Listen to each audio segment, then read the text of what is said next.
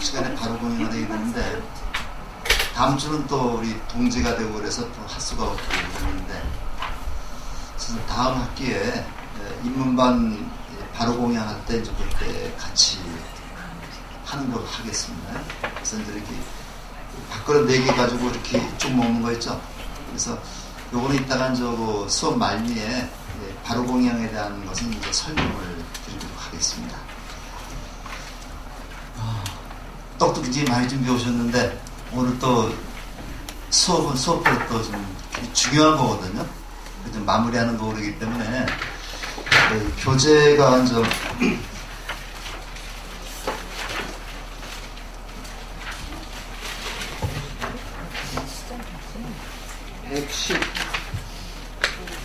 117쪽이죠. 네. 그 불자의 신앙과 수행 여기서부터 시작을 해서 오늘 끝까지 하겠는데 이렇게 이제 그 PPT를 이용해서 좀 하도록 하겠습니다.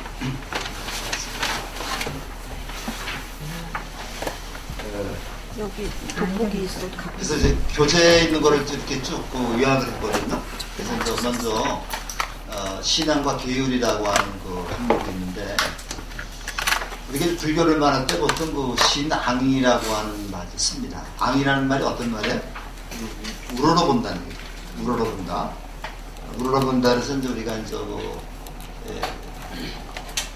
그 신앙의 종교라고도 얘기를 하고 또는 저 수행의 종교라고도 얘기를 하는데 정확히 얘기하면 불교는 저 신앙과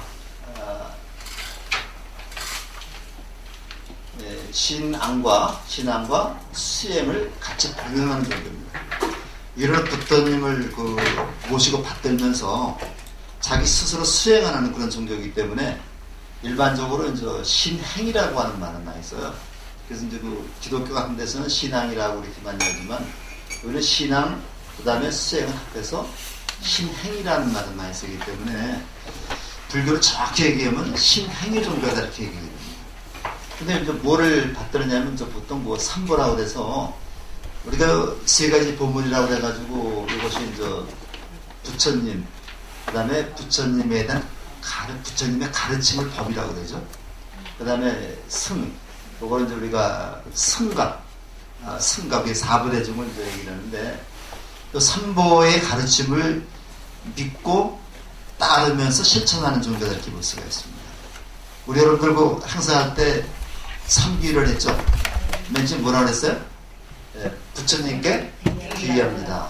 그 다음에 가르침에 귀의합니다. 그 다음에 승가에 귀의합니다 해서 또 삼보를 공경하는 것이 이제 불교에서 가장 기본이 됩니다.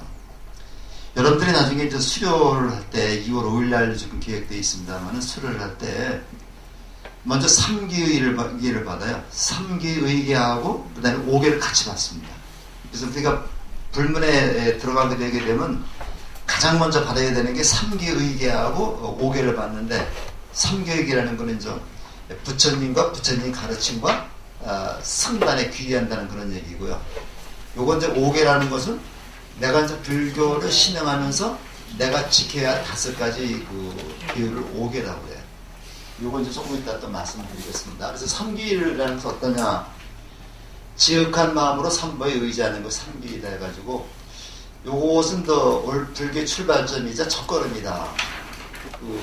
최초의 3기를 받고 불교에 귀의한 사람이 누구냐면 베나레스라고 하는 그 지역의 장자다 이렇게 볼 수 있습니다.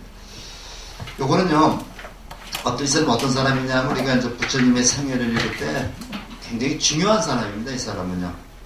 부처님이 맨 처음에 이제 부처님이 이제 성도 제일인 우리가 얼마 안 남았습니다만 이제 깨달아서 부처가 됐죠. 시다르타 태자가 이제 부처가 됐는데 그 부처님이 생겼습니다. 근데 부처님이 생겼으면은 그 다음에 어떤 일을 했어요? 5명의 친구들을 찾아가서 거기다 가르침을 설했습니다. 그러니까 중도를 설하고 팔정도를 설하고 사성도를 설했거든요. 그러니까 부처님이 최초로 5명의 제자한테 설한 게 뭐냐? 법이에요. 법. 그래서 우리가 이제 녹야원에서 5개 교회에게 설하는 것이 법이 되는 거고, 요 아직 성은 없습니다. 그 다음에 이제 성당이 만들어진 건데, 성당이 만들어졌는데요. 그 5명의 이제 그 비구들을 거느리고 이제 부처님이 길을 가다 보니까 이 베나레스라고 하는 그 교회를 가다 보니까 어떤 친구가 이제 괴롭다 하면 설을 막 지르는 거예요. 그 친구 이름이 야사입니다. 야사라는 친구가 내가 괴롭다 하면서 설을 막 지르는 거예요. 그러니까 이 부처님이 이제 자네 왜 괴로운가 하고서 이제 자주적으로 물어봤더니 이만저만해서 이제 그 고뇌가 떠나지 않아서 괴롭다고 얘기하는 거예요. 그러니까 부처님이 잘 설득을 해가지고 그 사람을 제자로 삼았어요. 그랬더니 야사를 찾아러 왔던 60명의 친구들이 다 부처님의 제자가 됐습니다. 그러니까 한꺼번에 60명의 제자를 얻은 거예요. 근데 이제 나중에 그 아들을 찾아러 온 부처님의 그 야사의 아버지하고 어머니가 또 찾아왔어요. 그 아버지하고 어머니가 찾아왔을 때 그 부처님이 그 아버지 어머니한테 그 법을 설했어요. 법을 설하니까 야사의 아버지하고 어머니는 나는 이제 나이도 많고 그래서 출가를 못하겠지만 제가 신도로서 역할을 하겠다. 제가 신자로서 역할을 하겠다. 그래서 부처님이 첫 번째 제가 신자로 받아들인 사람이 야사의 아버지, 두 번째가 야사의 어머니가 됩니다. 그때 이제 그 제자를 받아들이면서 이제 5계를 설하고 그랬던 거죠.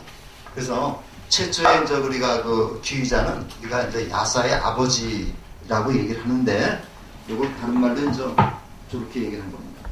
그래서 우리가 이제 요럴 때 우리가 수계라는 걸 봤죠. 수계를 봤는데 120쪽을 한번 봐보세요. 그 옆에 그 그림이 나오죠. 요건 저거 우리가 연비라고 그래가지고, 요거는 우리가 이제 수료할 때 그 스님한테서 이렇게 연비를 받습니다. 산을 타오는 건데, 이 5계를 쭉 얘기를 하면서 5계를 잘 지키겠느냐 대답을 하게 되면은, 남자는 이제 오른팔에, 그다음 왼팔이에요. 이거 왼팔이죠. 남자는 왼팔에, 여자는 이제 오른팔에 걷어 올리고서, 예? 뭐 상관은 없겠지만 어른들 그렇게 하더라고요. 이제. 그래서 그 스님이 이제 이렇게 향으로다 이제 따끔하게 이렇게 지집니다. 이제 이걸 연비라고 그러는데, 옛날엔 이거 제대로 했었어요. 그 쑥을 갖다 해가지고 했다 그러는데, 지금은 이제 잠깐 따끔하죠. 따끔한데 이제 그거 따끔한 것이 바로 이제 불문에 기위한다는 그런 의미가 되겠습니다. 근데 요 연비는요, 기회만 있으면 계속 받아도 괜찮습니다. 이제 법명을 받고 5계를 받고 연비를 받는 건데, 법명은 새로 안 받더라도 연비는 기회 있으면은 이렇게 싹만 받는 게 좋습니다. 그래서 이제 우리가 이제 그 초발심시 변정각이라는 말이, 이것이 이제 법성계에 나오는 말인데요. 초발심이 곧 깨달음이라는 얘기입니다. 그러니까 내가 불교 공부를 하겠다고 마음을 낸 때가 바로 내가 부처가 된다는 얘기죠. 그런 얘기가 나오는데, 5계부터 좀 우리가 보고 하겠습니다. 5계 이제 그 나오는데, 그 불교에 계율이라는 게 있어요. 이 계라는 게 있고 이제 율이라는 게 있는데, 요 계와 율을 합친 게 계율입니다. 똑같은 게 아닙니다.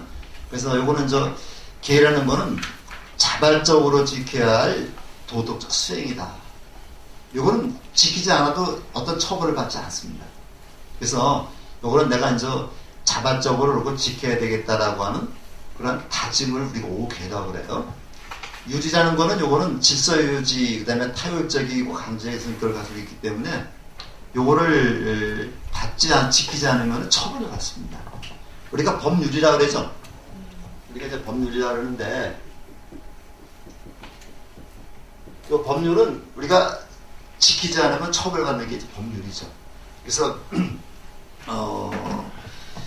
불교에서도 이제 우리가 이런 율이 있어요. 율이 있어가지고 가장 그 무거운 그 율이 어떤 율이냐? 이 바라이제라는 게 있어요. 바라이제. 바라이제라는 게 있어가지고, 요게 이제 불교에서 가장 무거운 중죄가 되는데, 이 죄를 범하면은 뭐가 되느냐면 그 교단에서 쫓겨나는 겁니다. 쫓겨나는데 여기에 보면 여러 가지 조항이 있지만 어떤 것이 이제 그 조항이냐면 승단의 질서를 무너뜨린 이제 승단이 그 이제 우리가 승단의 승가라고 그러죠. 승단의 질서를 무너뜨려 가지고 승단에 심각한 피해를 입혔을 때는 그 승단에서 쫓겨납니다. 예를 들면 조계종 얘기도 하겠습니다만은 조계종단의 권위를 실추시켜서 굉장히 막대한 피해를 입힌 경우는 그 조계종단에서 그분을 쫓아버리는 그런 죄가 있습니다. 그래서 그렇게 쫓겨난 분들이 있어요. 있고 그래서 우리가 이제 5개를 얘기를 하는데 요거는 뭐 지키지 않았다 그래서도 쫓겨나고 그러는 건 아닙니다.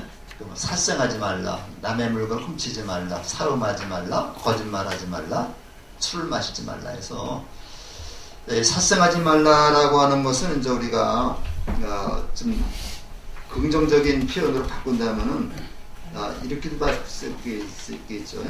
그래서 이제 많이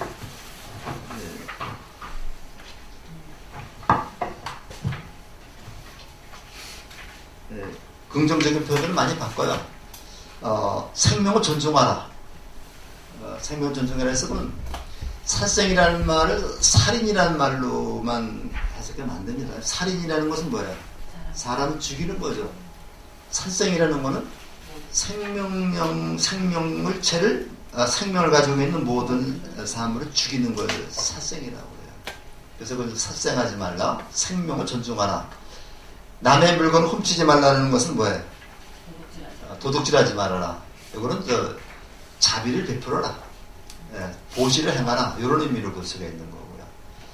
불싸움에서 이제 이건 사음하지 말라는 그런 얘기인데, 이 사음이라고 하는 것이 있고 또 정음이라는 게 있어요. 정음이라는 게 있어가지고 정음이라는 게 있어가지고 요거는 부부지간 같은 경우는 인정 그런 정음이라고 해요. 근데 그 부부지간이 아니라 삿된 다시 말해서 남의 여자를 건드린다거나 이런 것은 사음이라고 그러죠. 그러니까 사음하지 말라는 얘기지 정음하지 말라는 얘기는 아니고요.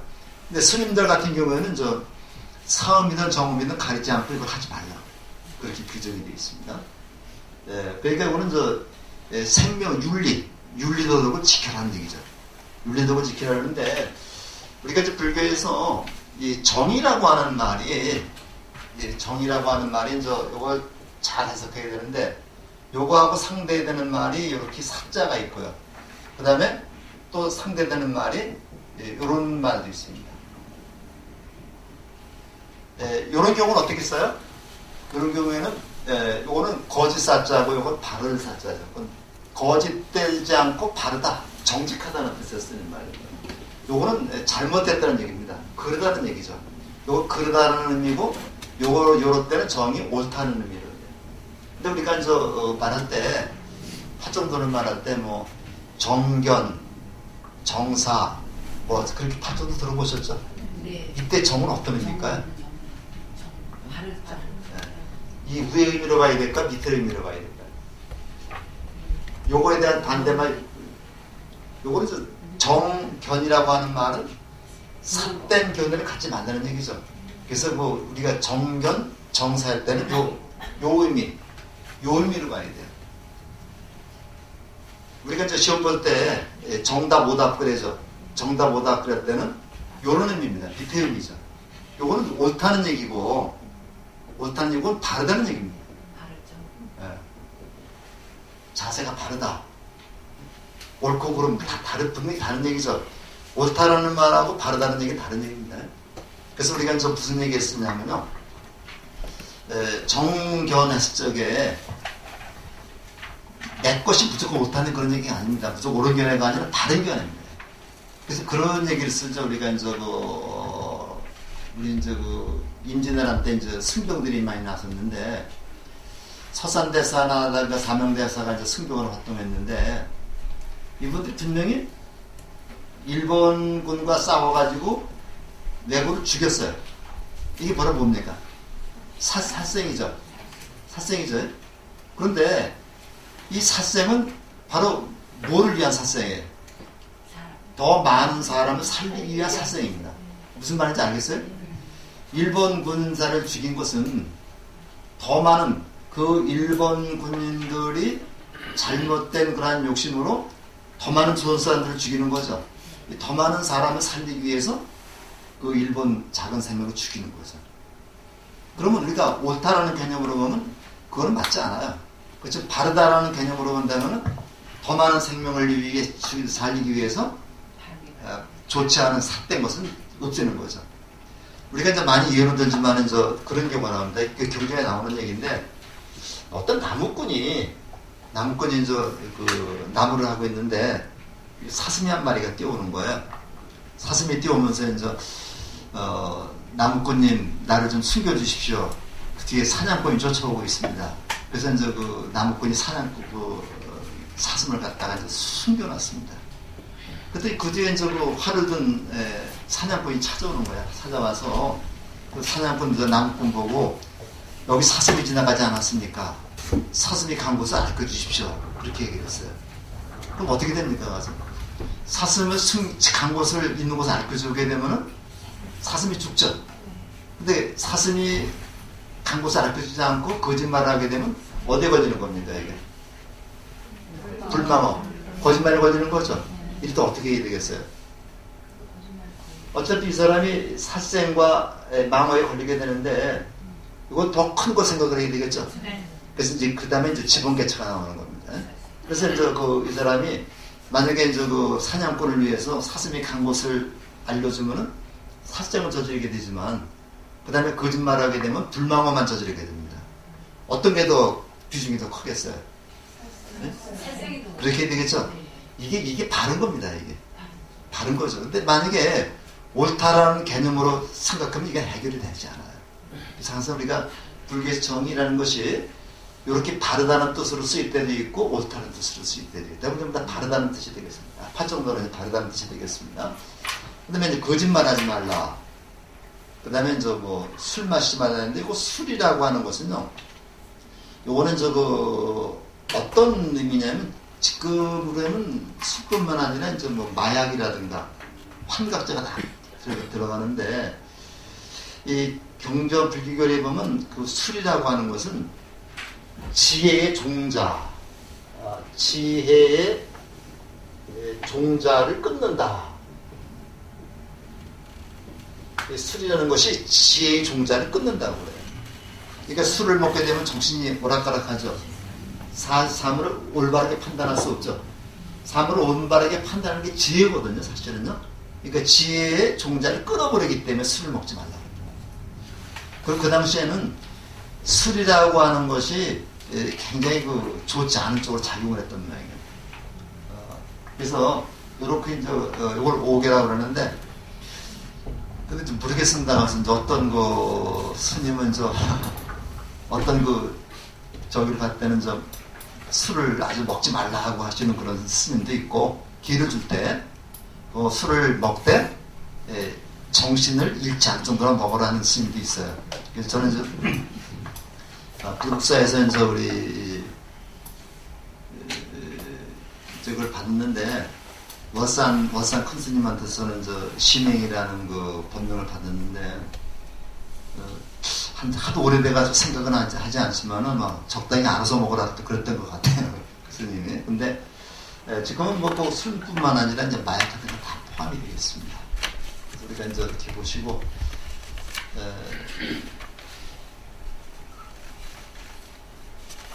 그래서 요게 나오는 겁니다. 지번개차라고 그래서 여기 이제 우리가 계를 지킬 때 요걸 막 염두에 둬야 됩니다. 지라는 거는 내가 가진다는 얘기입니다. 그래서 계를 잘 지켜서 자신이 받은 계를 지키게 되는 다짐을 하는 게 지고요. 범이라는 거는 요거는 깨뜨리는 겁니다. 가서 깨뜨리는 건데 아까 제가 얘기했듯이 나무꾼이 사슴을 살리기 위해서 거짓말을 했다. 사슴을 살리기 거짓말을 했다. 그러면 이 사슴을 살리기 위해서 거짓말, 불망어라고 하는 그런 계율을 지키지 못했죠.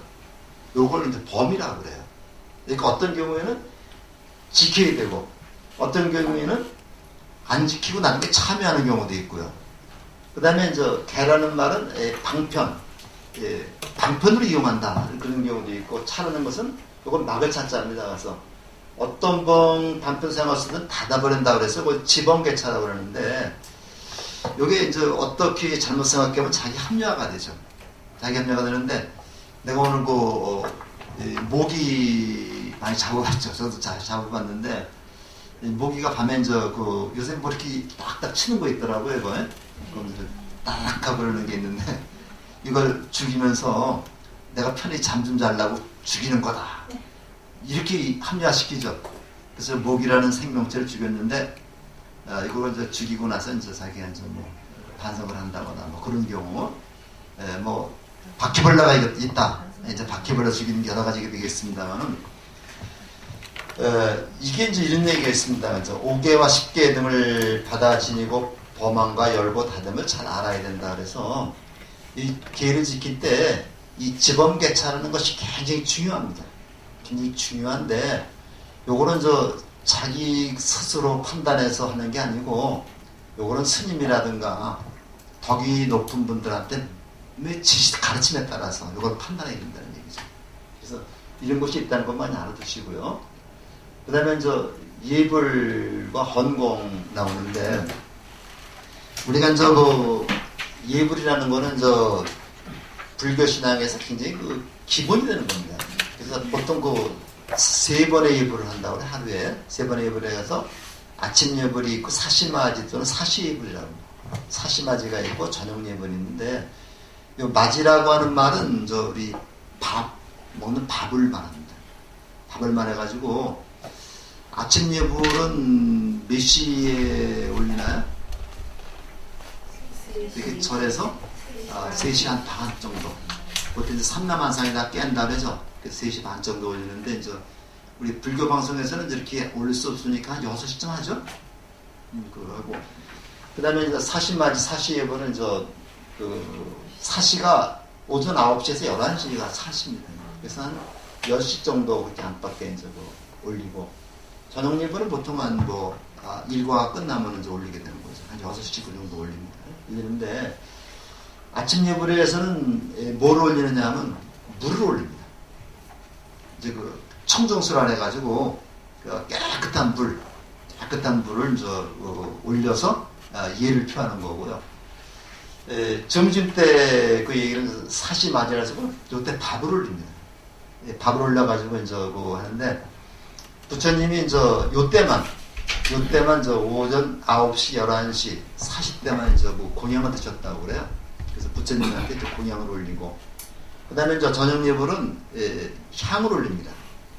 향을 올려서 칠정례라고도 얘기를 하고 그러는데, 그래서 일반적으로 이렇게 3번 올리는데, 내가 우리가 행사 때 가서 절에 가서 예불을 올린다. 그때는 간단하게 향만 꽂아놓고 올리는 경우가 많죠. 향만 꽂아놓고 올릴 때는 저녁 예불을 올리도록 되겠습니다. 그러니까 우리가 아침에 일어나서 새벽에는 청정수 물을 떠다 놓고서 올리고, 그 다음에 이 마지를 올릴 때는 또 사시마지 이걸 올려야 돼요. 또. 근데 우리가 한번 보셔요. 우리 법회 참석하신 분 보셨죠? 사시마지를 올리면서 신중단을 통해서 반야신경을 독송할 때는 우리 법당보살님이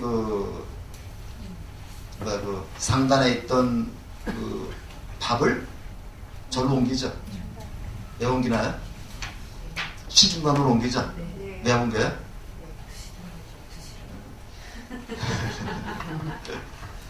나이 먹던 거를요. 근데 거기 백사 위에 신중님들이 계신데요. 104분이 계신데, 그 신중님들이, 이건 사실 인도의 신이거든요. 근데 이걸 불교에서 수용한 건데, 불법을 호위하는 그러한 신들입니다. 근데 그분들이 다 서원을 세운 게 있어요.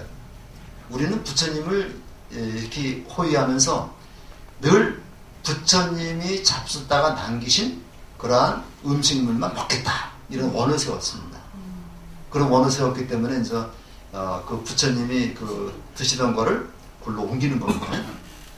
그래서 옮기는 거고, 근데 저 그렇게 항상 부처님이 그거 다 드시지 않는 거죠. 남기게 되는 거죠.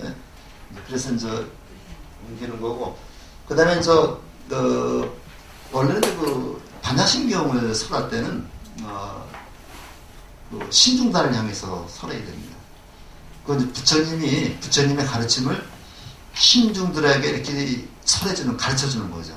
그렇기 때문에 신중단을 향해서 이제 반야심경을 설하는 것이고, 그 반야심경을 들을 때 이제 부처님의 말씀을 하나라도 놓치지 않고 들으려는 마음에서 신중단의 신중님들을 좀 더 동그랗게 뜨고 있어요. 가산 보시면 눈을 동그랗게 뜨고 있습니다.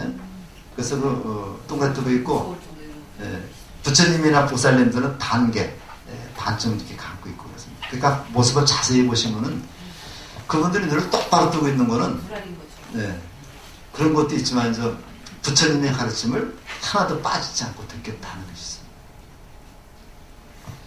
그래서 요거 좀 우리 교재를 잠깐 좀 보고 넘어가겠습니다.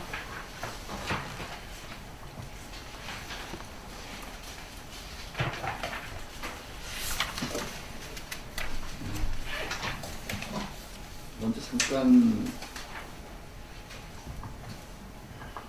122쪽을 잠깐 좀 보세요. 122쪽을 보면은 그 밑에 거룩한 부처님께 귀의합니다. 그 말이죠.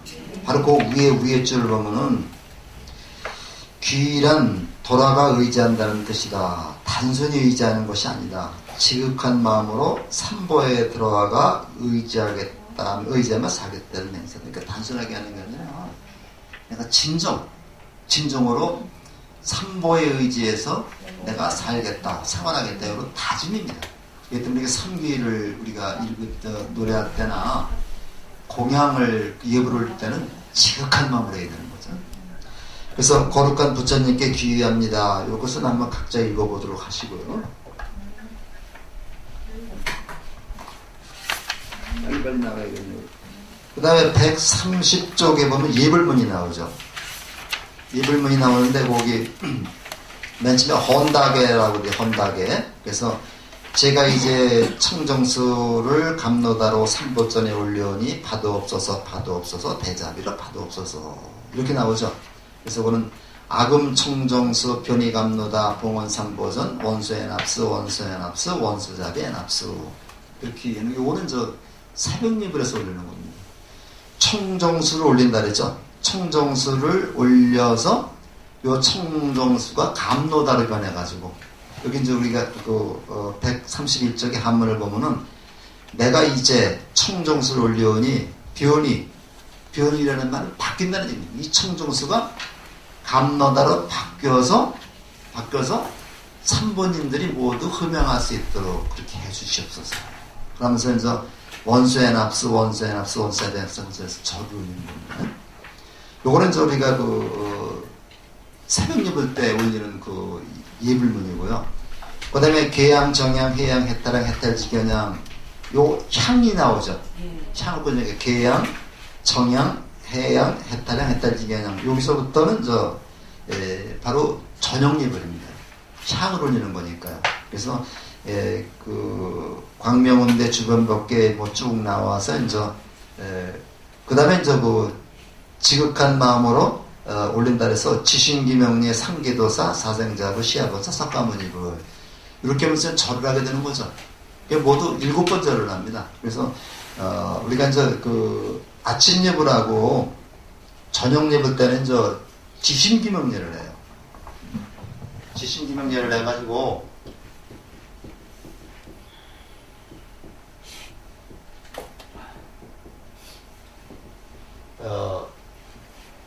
지극한 마음으로 귀명이라는 말은 돌아가 의지한다는 얘기거든요.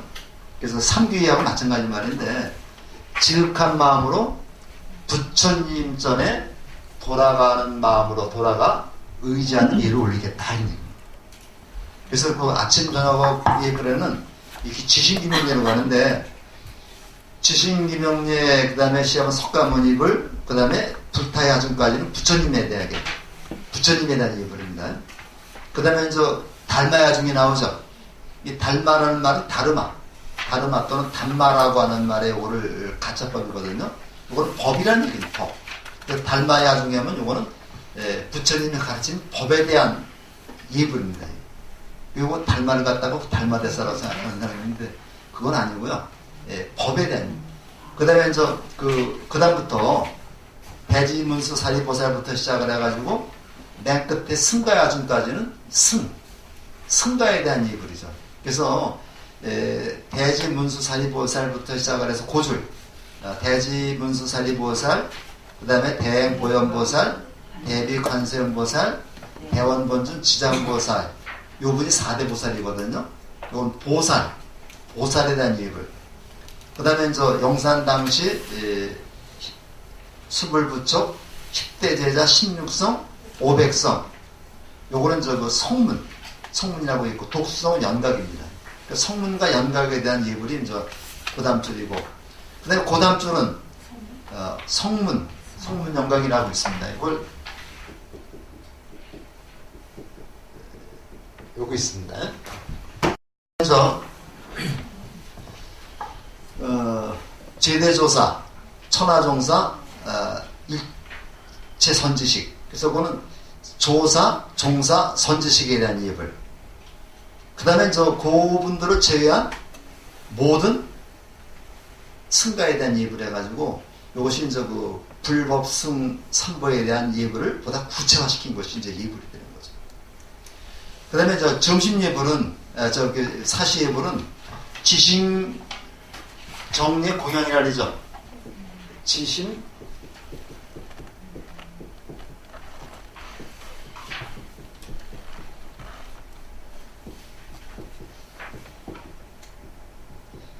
이거 다릅니다. 지심 정례 공양이라고 합니다.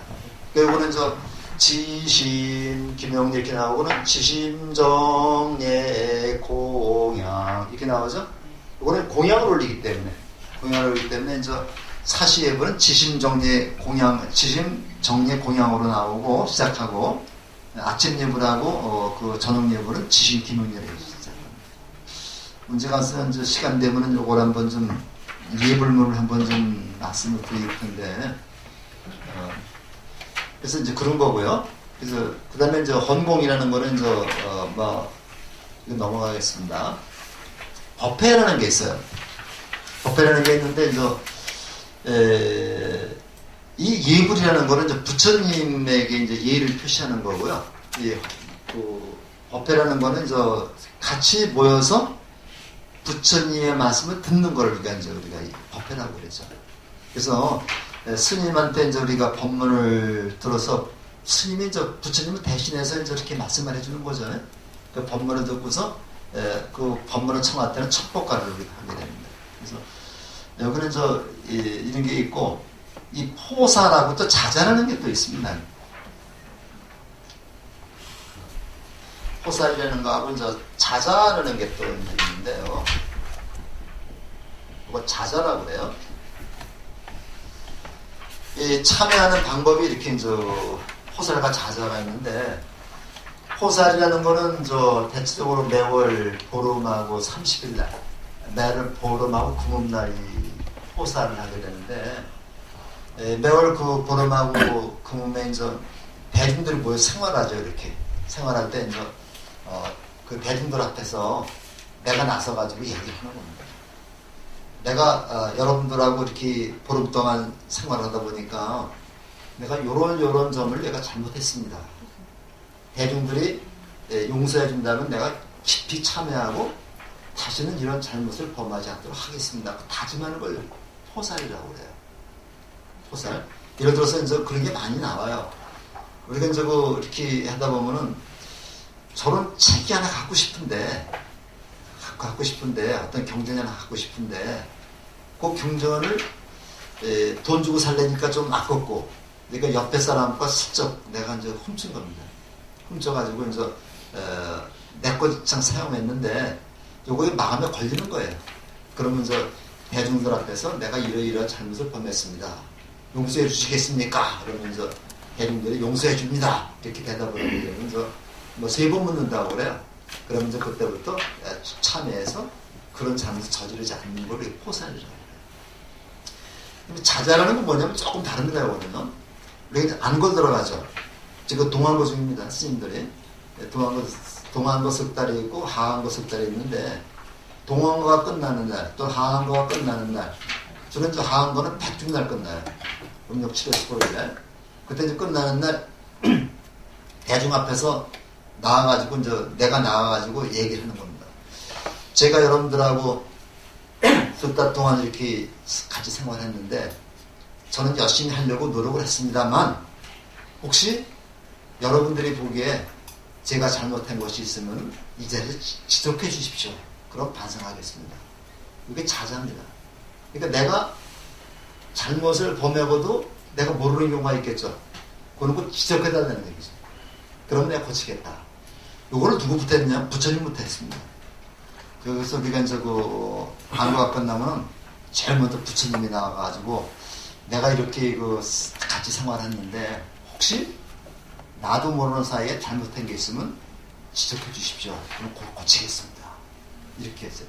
부처님이 나서 그렇게 하니까 누구도 머뭇거리고 없는 거죠.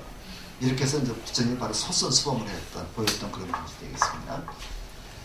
그 다음에 이제 우리가 많이 하는 명절이 보통 이렇게 요렇게 넷을 4대 명절이라고 되고 요거까지 끼워가지고 5대 명절이라고 해요. 부처님 오신 날은 잘 알죠? 4월 8일.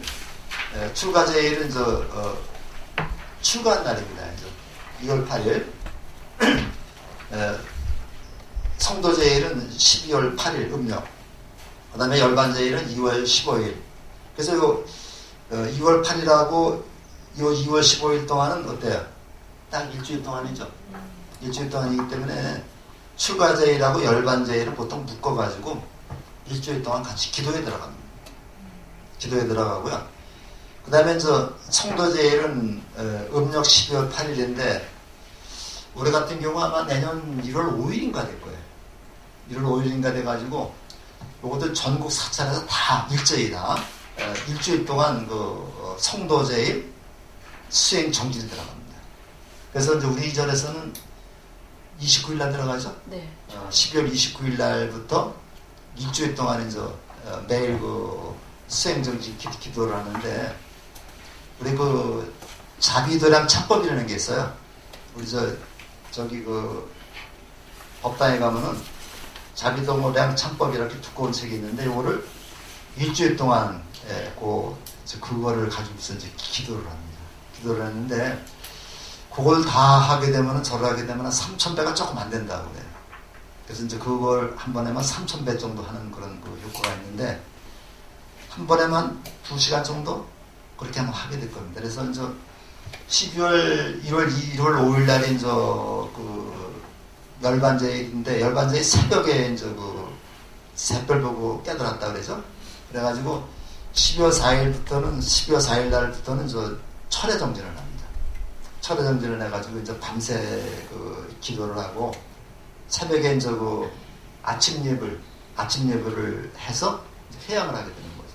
그래서 우리 신도들도 해마다 그때는 와서 철야 정진을 하고 그 다음에 새벽 예불을 하고 마치 회양하게 되면은 되게 기분 좋더라고요. 나중에 새벽에 기분 좋은데 우리 이왕 저렇게 입문하셨으니까 시간 되시는 분은 좀 참석하시길 부탁드리겠습니다. 저도 참석하고 다 참석을 한 거예요. 참석을 하고 우리 스님이 직접 집전에 하셔가면서 하게 되는 거고요. 29일부터는 어떤 낮에 한 2시간 하는데 시간 되시는 분들은 나오셔서 같이 좀 기도 좀 하시고 점심 공연도 하시고 그렇게 하고 1월 4일 날 밤에 철회 정진할 때는 많이 나오세요. 나오시면 밤에 밤잠도 좀 주고 그럽니다. 근데 백중은 음력 7월 8일 15일을 백중이라고 그러는데 이때는 하루가 끝나면서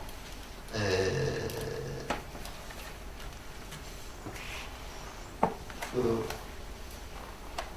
저기 전자죠. 목건연전자, 목련전자가 이제 지옥에 계신 그 어머니를 갖다가 이제 극락으로 모셔온다는 그런 내용이 있습니다.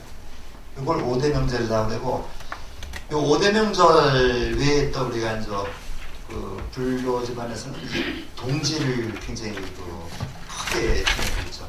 사실은 저 음력으로 동지부터 새해가 시작된다 그러죠. 새해가 시작된다 그러고 날짜가 해가 밤이 저 동짓날이 가장 길었다가 다시 이제 그 날짜 그 밤이 좀 짧아지는 거죠. 그래서 보통 그 동지라고 하는 개념이 이 동양에서는 중국이나 이 우리나라에서는 새로운 해가 동지에 시작된다고 그래요. 그래서 동지를 굉장히 크게 그 우리가 생각을 하고 있는데 동짓날 그래서 이제 그 애군어 때우라고 이제 그 팥죽을 써먹죠. 근데 요새는 이제 집에서는 안 써먹고 우리가 이제 그 절에서만 그 써먹는데 팥죽도 써서 먹고 뭐 달력도 또 준다고 그래요. 이제 그때도 좀 한번 오셔서 사람들이 굉장히 많습니다. 오셔서 좀 그 의미, 동지의 의미를 한번 살펴보도록 하시고요. 이 빨간 색깔이 이제 어떤 색깔이냐면요. 그 벽사라고 하는 의미가 있어요. 이게 이제 벽사라고 얘기를 하는데,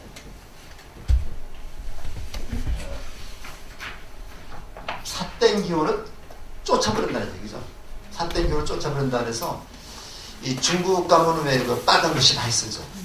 빨간 글씨가 바로 이제 벽사 의미가 있어가지고 그 사람들이 굉장히 좋아하거든요. 그래서 빨간 글씨에다가 도배를 해버리고 또 노란 글씨도 많이 쓰죠. 노란 색깔이라고 하는 것은 우주의 중앙이라는 색깔입니다. 우주의 중심이라는 의미가 있기 때문에 부처님도 노란 색깔로 칠했잖아요. 그래서 이제 그 중국 사람들이 이제 그 빨간 색깔하고 그다음에 그 노란 색깔을 좋아하고 간판이 거의 다 그래요. 그다음에 이제 숫자는 8자도 좋아하잖아요. 부자 되게 만든다고 그래가지고. 그다음에 이제 기도라는 것은 저 업장을 근데 이 업이라는 것이 깨달음의 장애가 되기 때문에 업장이라고 그래요. 업장을 녹여버리기 때문에 이제 업장을 녹이기 위해서 이제 기도다. 참회라는 것은 참자하고 해자가 달라요. 그래서 그거는 지금까지 내가 잘못된 것을 뉘우치는 걸 참이라고 그러고 앞으로 그런 잘못을 저지르지 않겠다고 다짐하는 게 해입니다. 그래서 우리가 참회하게 되면은 지난 과거만 뉘우치는 게 아니라 지난 과거를 같이 뉘우치면서 앞으로 내가 잘못을 범하지 않겠다. 이런 것을 우리가 참회라고 해요. 참과 회가 합해진 말이 참입니다. 여기 이제 육조단경에 나와요. 육조단경에 육조 스님이 이제 그 제자들한테 이제 참회에 대해서 이렇게 말씀이 나오는데 어떻게 참회를 하느냐? 첫째는 자기가 잘못한 것을 인정을 해야 됩니다. 이게 단계입니다. 인정을 해야 된다. 자기가 잘못된 것을 인정하지 않으면 참회가 되지 않습니다. 내가 이런 점을 잘못했다고 진정으로 인정을 하고 그 다음에 진정성이 보여야 되는 거죠. 진정성으로 뉘우쳐야 된다. 진정성을 뉘우쳐야 된다. 그냥 그 거죽으로다가 뉘우치는 게 진정으로 뉘우쳐야 된다. 그 다음에 요거를 실천해야 됩니다. 요게 이제 완전한 참여가 됩니다. 실천이라는 건 뭐냐? 내가 저지른 잘못을 또 저지르지 않는 것. 한 번 저지른 잘못을 똑같은 잘못을 또 저지른다는 건 참여가 아니죠. 그래서 참여라는 거는 내가 잘못한 것을 인정하고 이걸 진정으로 뉘우치고 그 다음에 다시는 부처님 앞에서 이런 잘못을 저지르지 않겠다고 다짐하는 것. 이것이 이제 참여가 되겠고요. 발언이라는 거는 그런 것을 부처님 앞에서 이렇게 다짐하는 게 발언인데요. 발언이라는 거하고 소원이라는 게 좀 다르죠. 우리가 이제 발언이라는 거는 대중들이 다 함께 잘 되기를 원하는 게 발언입니다. 소원이라는 거는 나 하나만을 위한 거 소원이라고 할 수 있어요. 나 개인적인 원이 소원이고 여러 사람이 같이 원하는 게 발언이기 때문에 우리가 행사를 할 때는 꼭 어떻게 발언문을 낭독을 하죠. 이 발언문이 바로 이제 우리 이 법회에서는 저 사홍서원이 되겠습니다. 그 다음에 이제 회양이라는 거는 내가 쌓은 공덕을 남에게 돌아가게 한다 해서 내가 쌓은 공덕을 나 혼자만 누리는 게 아니라 대중하고 같이 누리는 걸 회양이라고 해요. 그래서 우리가 이제 기도가 끝나고 나면 반드시 회양을 하는데 우리가 잘못 알면 회양이라는 것이 어떤 행사를 끝내는 거로만 생각을 하는데 그게 아니고요. 그 행사를 끝내면서 그간에 내가 한 기도를 다른 사람과 나누어 갖는다는 그런 의미가 있습니다. 이번에 법보지에 입제와 회양이라는 거 써놨죠. 그 회양이라는 거 그래서 한번 좀 다시 한번 읽어보도록 하시고요. 바로 이는 회양이기 때문에 자비의 실천이라고 볼 수 있습니다. 우리가 이제 불교에서는 항상 뭐냐면 지혜와 자비를 얘기를 하는데 지혜라고 하는 것은 내가 수행해서 깨달은 게 지혜고 요거를 다른 사람을 위해서 실천하는 게 자비입니다. 그러니까 항상 우리가 보면요. 불교를 얘기를 할 때 한쪽에는 지혜 한쪽에는 자비인데 내가 이렇게 수행해서 얻은 공덕을 다른 사람과 함께 나눠 갖는다는 그런 의미가 굉장히 중요한 거죠. 그 다음에 오기는 봤고요.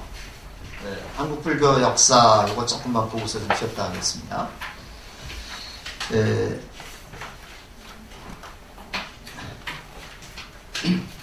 자, 우리 시대 구분을 보통 불교사를 얘기할 때 시대 구분을 합니다.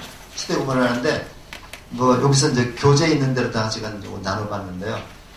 불교가 전래돼서 우리 민족의 가슴에 각인되고 사상과 문화의 꽃을 피운 시기 이게 삼국시대입니다. 삼국시대에 우리가 불교가 들어왔는데 보통 372년에 소수리망 때 불교가 들어온 곳 시작해서 통일신라 때 불교가 꽃을 피웠죠. 그 다음에 국교로 승상되어 뒤에도 정착된 시기는 고려시대입니다. 고려시대는 불교 국교가 있었습니다. 그 다음에 조선시대에 척부 승리 정책이 펴지면서 유교의 억눌 윤리 억압받으면서 일반 백성들에게 파고들었던 시기가 바로 조선시대가 돼서 이때는요 스님들이 도성 출입을 못했어요. 한양 출입을 못했다가 이것이 저쪽에 가부경장 이후에 스님들의 도성 출입이 허락이 됐었습니다. 여러분 우리가 스님들은 천민이라 해서 백정만도 못한 그런 대접을 받았습니다. 그러고 나서 음칙이 됐느냐면요. 임진왜란 때 서산대사, 사명대사, 영규대사 이런 분들이 승부를 조직해가지고 맞서 싸웠죠. 의병과 함께 싸웠죠. 그때부터 스님들의 위상이 올라가기 시작했어요. 그래서 그렇게 있고 나서 일반 백성들이나 그 다음에 지도자들이 스님들도 바로 나라에 충성하지 않는구나. 대단한 분들이라고 이렇게 생각을 해가지고 위상이 조금씩 올라가기 시작했다. 이제 그 다음부터는 그전에는 거의 표면에 나타나지 못했기 때문에 민간신앙으로서 이렇게 백성들의 저층이 파고들어 갔던 거죠. 그 다음에 이건 가병장 이후입니다. 기독교도 외래 종교의 전례로 격변을 하면서 상승이 일어나는 시기가 돼서 지금 우리나라에 종교가 많이 많습니다. 그래서 우리나라가 종교 박물관처럼 이렇게 돼 있는데 지금은 서로 배척할 게 아니라 상생의 그런 것을 모색해야 되겠죠. 그리고 밀인작전이라고 얘기하는데 불교, 기독교, 그 다음에 천주교, 원불교는 우리가 4대 종교라고 그래요. 우리나라에 4대 종교인데 이런 종교가 서로 이렇게 상생하고 협조하면서 삶의 길을 찾아야 되는데 일부 종교에서는 그냥 문을 딱 막아놓고 그렇게 하는 데도 있습니다. 그 다음에 첫 번째 전례 및 발전기라고 해서 고구려 때는 소수리막 2년에 372년입니다. 굉장히 중요한 시기죠. 이때 순도 스님이 들어와가지고 초문사하고 이불란사를 건립을 하면서 불교가 퍼지기 시작했습니다. 이 초문사를 성문사라고도 얘기를 해요. 그래서 초문사, 이불란사가 우리나라 최초의 절이 되겠고, 백제는 침유왕 원년이 384년입니다. 이때 마라난타라고 하는 인도 스님이 우리나라에 들어오게 되죠. 어디로 들어왔냐면 이분이 저 영광의 법성포로 들어왔어요. 네, 법성포로 들어왔는데 우리가 이제 법성포라고 말할 때 이제 법성포가 이런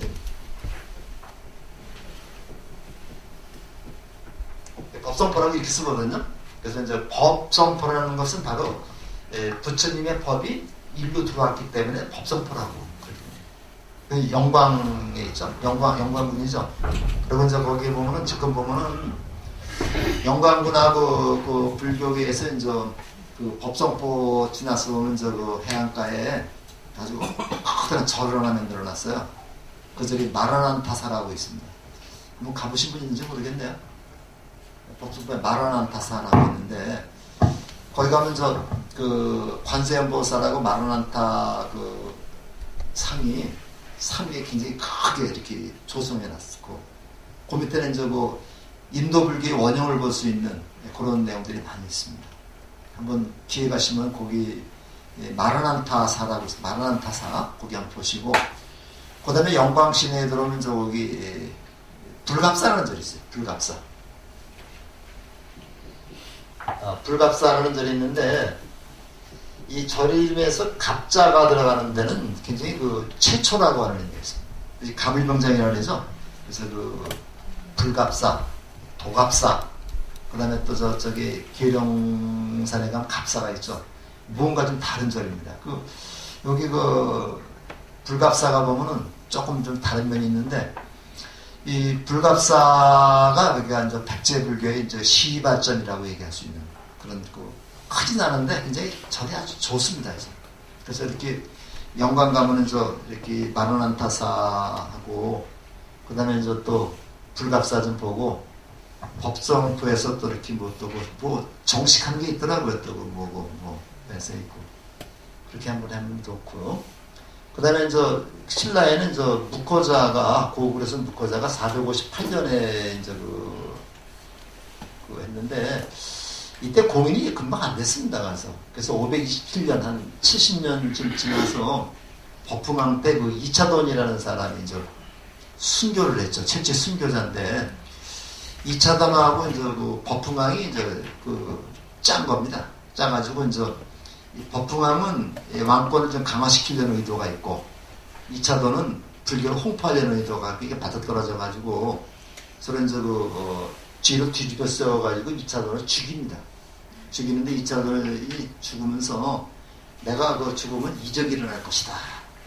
그래서 진짜 죽이니까 뭐 흰피가 나왔다. 그리고 목이 하늘로 멀리 날아갔습니다.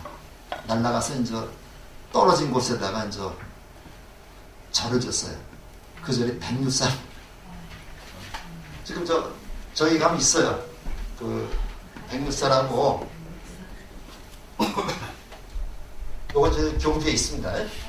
이건 근데 이차돈의 머리를 딱 주니까 목에 흰피가 나오고 머리가 날아가서 떨어졌는데 거기가 지은 절이 백류사라고 지금 절이 크진 않은데 굉장히 절이 이뻐요.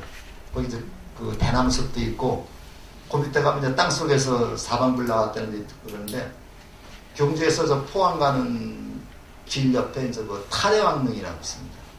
탈해왕릉인데 탈해왕릉 거기서 조금만 들어가면 나오는데 거기 소금강이라고 그래요. 경주에 우리가 그 여행을 가면은 남산 지역이 있고 소금강 지역이 있고 그런데 소금강 지역에 가면서 바로 그 백류사를 보고 거기서 또 이렇게 쭉 올라가면 굉장히 좀 좋은데 나는 백류사를 몇 번 갔다가 그 산 위에 올라가니까 거기 그 향토사학이라는 분을 만났어요. 만나가지고 여러 가지 얘기를 듣고 이렇게 왔는데 그렇게 우리가 알면서 가면은 굉장히 좀 볼 게 좀 많습니다. 그래서 이거 보시고 그 다음에 불교 왕관행기가 쭉 이렇게 돼가지고 왕족벌 사상이라 해가지고 그 왕들이 보통 전륜성함을 차지했어요. 그 다음에 진종의식이라고 해가지고 부처님과 같은 가게다. 신라의 그 왕권이 부처님의 가게와 일치한다 그래가지고 법흥왕부터 시작을 해가지고요. 법흥왕 시작을 해서 그 법흥왕 다음에가 진흥왕이죠. 진흥왕입니다. 진흥왕. 진왕 다음에 진지왕, 진지왕 다음에 진평왕, 진평왕 다음에 선동여왕, 그 다음에 진동여왕인데 이렇게 그때 그 왕들이 전부 다 불교식 용어입니다. 그 이름들이 다 불교식 이름이 되는 거고, 특히 진흥왕 같은 경우는요, 진흥왕 같은 경우는 나중에 그 왕위에서 물러나가지고 부인하고 같이 저기 그 토국에 들어가가지고 수행했다, 그런 기록이 있는데, 고창에 가면 선운산하고 있죠. 고창 선운산에 그 꽃무릇 아주 너무 유명한데, 봄에 가면 그 동백꽃이 유명하고, 그 다음에 가을에 가면 꽃무릇이 아주 굉장히 유명하고요. 거기 가면 또 서정주 선생의 또 시비도 있고 그렇습니다. 거기 가다 보면 그 도서람 올라가다가, 도서람 거의 다 올라가면 이제 옆에 오른쪽에 진흥굴이라고 있어요. 거기 이제 앞에 나무도 하나 있고 그런데, 진흥굴에 그 진흥왕이 왕에서 물러나가지고 수행했다는 그런 데가 있습니다. 나중에 그 선운사 한번 가보시면요, 거기가 지장보살이 굉장히 유명해요. 많이 가보셨잖아요. 그래서 그 선운사에 있는 지장보살 아주 굉장히 아름답고 유명하고, 또 도서람 그 지장보살, 난 제일 그 이쁜 지장보살을 거기서 봤어요. 도서람에서. 참담함이라고 또 있는데 거기 지장보살이 있고, 그래서 거기 선운사 가서 삼지장보살을 우리가 보고 오는 거죠. 그 다음에 그 많은 스님이 있는데, 대표적으로 이제 원효 스님을 여기서 얘기를 했습니다. 원효 스님은 우리나라에서 그렇게 얘기를 해요. 우리나라 불교의 그 최고점이 원효 스님이라면은, 한계가 뭐냐? 우리나라 한국 불교 한계가 원효 스님 이후 원효 스님을 능가할 만한 스님이 없다. 그러니까 우리나라 불교의 최정점에 있는 분이 원효 스님. 근데 그 이후에 고려 조선인을 거치면서 원효 스님을 능가할 만한 그러한 대선지식이 안 나왔다는 얘기예요. 이게 불교의 한계라고 얘기를 합니다. 그 정도로 되는데, 이 금강산맥 경론이라는 책이 있습니다. 요게 있는데, 이 논이라고 하는 말은 함부로 붙일 수 없는 말이거든요. 우리가 이제 보통 불교에는 경이라는 게 있어요. 경. 금강경 뭐 이렇게 있는데, 금강경이나 있는 경자 붙은 거는 부처님이 직접 말씀하신 게 경이에요. 금강경, 법화경, 화엄경, 이런 것은 가장 높은, 가장 존귀한 그런 경전이죠. 그 다음에 유리라는 게 있습니다. 유리라는 거는 그 부처님의 그 집단을 유지하기 위해서 부처님 제시하신 그 율법, 요걸 유리라고 그래요. 그 다음에 논이라는 게 있습니다. 논. 요 논자 쓰는데, 요 논자는 뭐냐면, 불경을, 경론을 해설해 놓은 게 논입니다. 그 다음에 논보다 또 좀 낮은 게 소야. 소는 뭐냐면, 논을 또 해설하는 게 소까지입니다. 그런데, 그 인도, 중국, 우리나라로 오면서, 여러 스님들이 그 경전을 해석해 놓은 게 나와요. 근데 그 중에서 논이라는 게 그렇게 많지 않습니다. 대승귀신론이라든가, 구사론이라든가, 그 다음에 중론, 백론, 이렇게 해서 한 대여섯 개밖에 되지 않는데, 그 중에 우리나라 원효 스님이 쓴 논이라는 게 있어요. 이 처음에는 이분이 원효 스님이 금강산매경 소라고 붙였는데, 중국에서 이걸 읽어보고서 이건 소가 아니다. 그래서 그 중국에서 그 책 이름을 요 소자들 논으로 바꿔주고, 그 정도로 유명한 분인데, 이분의 그 사상이 화쟁과 원흉이죠. 화쟁이라는 뭐예요? 갈등을 하나를 합친다는 얘기, 싸움을 합친다는 얘기죠. 그래서 조계종의 화쟁위원회라고 있습니다. 여기 있고, 원흉이라는 말은 이거는 같은 말입니다, 이게. 화쟁과 원흉 사상인데, 원효 스님에 대한 연구가 외국에서는 굉장히 대단합니다. 특히 유럽에 대단한데, 우리나라에서는 별로 특히 원효에 대한 연구를 안 하고 있어요.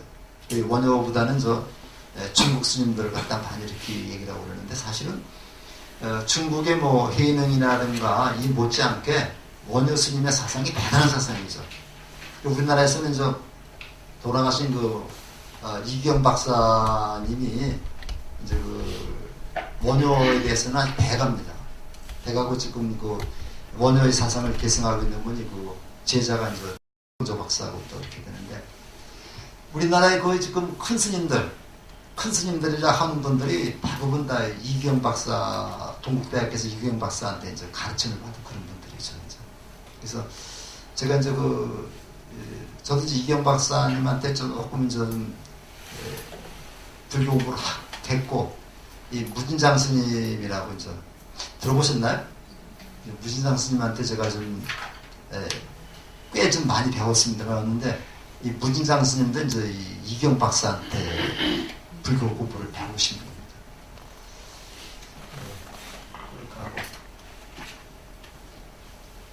이제 그 밖에는 구업생들이 많은데, 근데 원효 스님은 중국 유학을 하지 않았습니다. 중국 유학을 하지 않고, 이 밖에는 이제 자장율사, 그 다음에 원책 스님인데, 요거는 15세 때 중국 가가지고 거기서 돌아가셨어요. 우리나라 돌아오지 못했는데, 이건 유식학이라고 하는 게 있는데, 유식학이 아주 대가입니다. 중국에서도 인정했던 분이고요. 의상 스님은 너무 잘 알죠. 한국 화엄동의 시절로서 이제 그리고 영주 부석사 외에 이제 여러 가지 화엄법 절을 만드신 분이고, 회초 스님은 우리가 왕호 천추국전이라고 하는 기행문이 있는데, 여기서 중국에서 돌아가셨어요. 그래서 이제 동남석굴에 가면 왕호 천추국전이 있었던 그 자리가 있습니다. 근데 페리오라고 하는 프랑스의 학자가 그걸 다 가져가 버렸어요. 그래서 지금 왕호 천추국전이 파리 루블 박물관에 있다 그러는데, 제가 루블 박물관은 못 가봤고, 도낭에는 제가 가봤습니다. 도낭에 가봐서 이제 이렇게 굴 속에 왕호 천추국전이 있었던 데가 이제 있다고 이렇게 알려주더는데, 이렇게 굴법당에 있으면 바로 오른쪽에 이제 또 보관소가 있더라고요. 근데 그것이 이때 1908년에 그것이 발견이 된 거예요. 그래서 이제 그걸 갖다가 이제 페리오라는 사람이 거의 다 가져가고, 그 다음에 또 이제 영국도 사람들이 가져가서 도낭의 문서들이 지금 루블 박물관의 대형 박물관에 지금 많이 있습니다. 우리나라는 좀 오긴 힘들죠. 조금만 쉬었다 할까요? 열흘 정도 생각을 하고 있는데, 열흘 동안 20시간 되죠. 20시간 되면 좀 불교 공부를 조금 더 깊게 좀 할 수 있고, 거기에는 좀 교재값만 받고, 교재값만 10,000원 받고, 강의비 같은 건 없습니다. 시간 되시는 분은 그것도 한번 좀 생각을 해보시고, 대학반 등록은 좀 빠지지 말고 다 좀 해주셨으면 부탁드리겠습니다.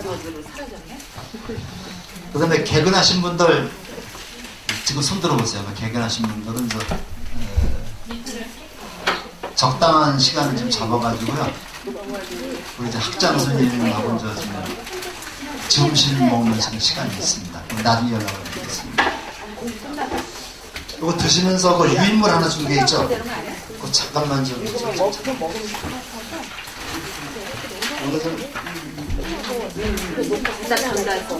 유인물 좀 잠깐 보시겠어요? 제가 디가니까야라고 하는 경전이 있어요. 니까야 그러는데 이제 아함하고 비슷한 건데, 아함보다는 조금 다릅니다. 이게 좀 더 본질적인 내용인데, 디가니까의 이제 정신경이라고 하는 정신이라는 말이 깨끗한 믿음이라는 뜻이죠. 지금 좀 이따 드릴게요. 같이 좀 보시고. 정신경이라고 하는 있어요? 정신경이라는 경전에 보면요, 거기서 뽑은 건데, 네 가지 필수품이 의복, 그 다음에 탁발 음식, 탁발을 좀 얻어서 먹는 겁니다. 그 다음에 거처, 약품, 요 네 가지가 생활 필수품이거든요. 근데 이 얘기가 왜 나왔냐면은 저게 이제 그 육사회도 중에서 지간타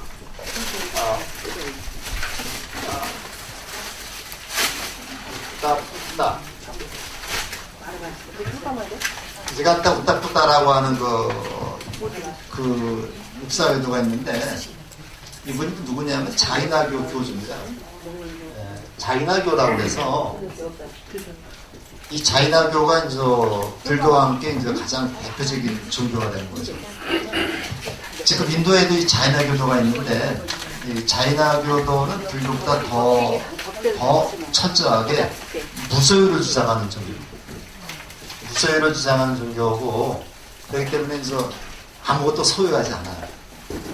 그래서 심지어는 아무것도 소유하지 않기 때문에 이제 나체주의자라고 옷을 아주 벌거벗고 다니는 사람도 있어요. 간혹 못 보셨나? TV 같은 데서?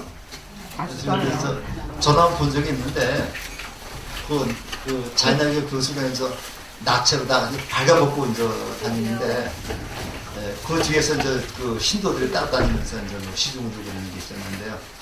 그렇게 철저하게 무소유를 주장하는 종교가 자이나교입니다. 자이나교의 교주가 나간탄 이따푸따라고 하는 그 사람인데 이 사람이 죽었어요. 죽었는데 부처님의 이제 제자 중에 이제 춘다라고 하는 춘다라는 그 제자가 있었는데 춘다가 뭐냐면 사리불이라는 사람의 동생입니다. 근데 춘다가 어릴 때 출가해가지고 아난다의 지도를 받았어요. 그래서 이제 춘다가 아난다 자기 스승인 아난다를 찾아가가지고 아난다한테 이제 니가따 나타푼다라는 사람이 죽었습니다 하고 얘기를 하니까 아난다 그러면 나하고 같이 부처님께 가서 그 말씀을 드리자. 그래가지고 이제 부처님을 찾아가가지고 니가따 나타푼다라고 하는 그런 사람이 임종했습니다 하고 얘기를 하니까 그 부처님이 춘다한테 이제 이렇게 쭉 여러 가지 얘기를 합니다. 여러 가지 얘기를 하는데 그 자이나 교도들이 뭐라고 불교를 비판하느냐면요. 우리는 철저한 무소유를 실천하는 사람들인데 불교도들은 그렇지 않지 않느냐. 너희들은 옷도 입고 음식도 먹고 그 다음에 거처도 있고 그렇게 살지 않느냐 하면서 너희들이 그 불교도들이 너희들이 잘못됐다 하고 비판을 많이 했습니다. 그래서 이 자이나 교도들은 집도 없이 나무 밑에 산다고 그랬어요. 그러니까 이제 그 부처님이 춘다한테 내가 옷을 입게 하고 그 다음에 음식을 먹게 하고 거처를 마련하게 하고 약을 쓰게 한 것은 이런 이유 때문이다. 그래서 얘기를 합니다. 그래서 이것이 사실은 우리가 살아가면서 필요한 옷이라든가 음식이라든가 거처라든가 의식주죠. 의식주에 대한 기본 지침이 됩니다. 기본 지침이 되는데 뭐라고 얘기를 했어요? 그렇죠. 하나 잠깐만 적으시겠어요? 이거 같이 보시는 분입니다.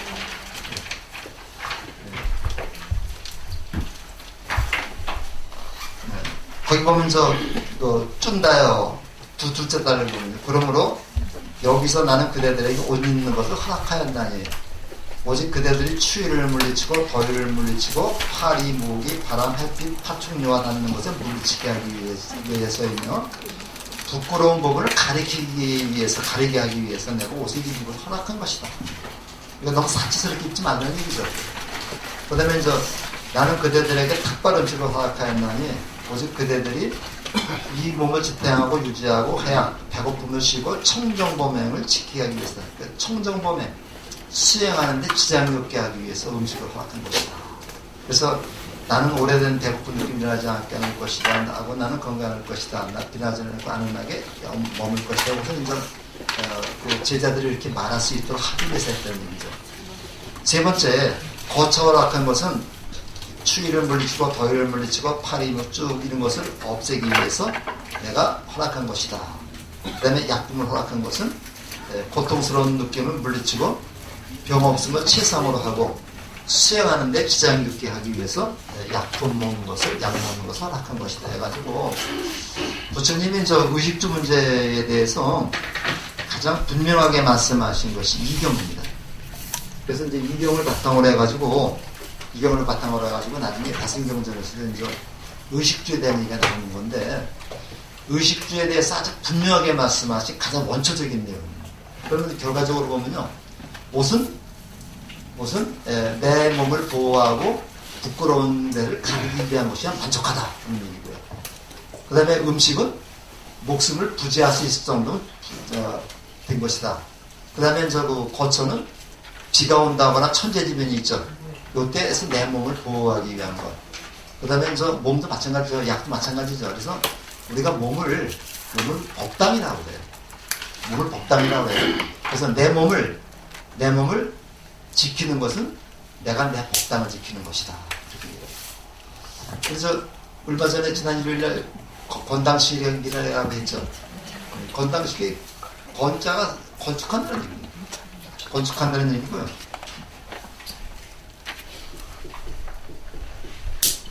건당식이라고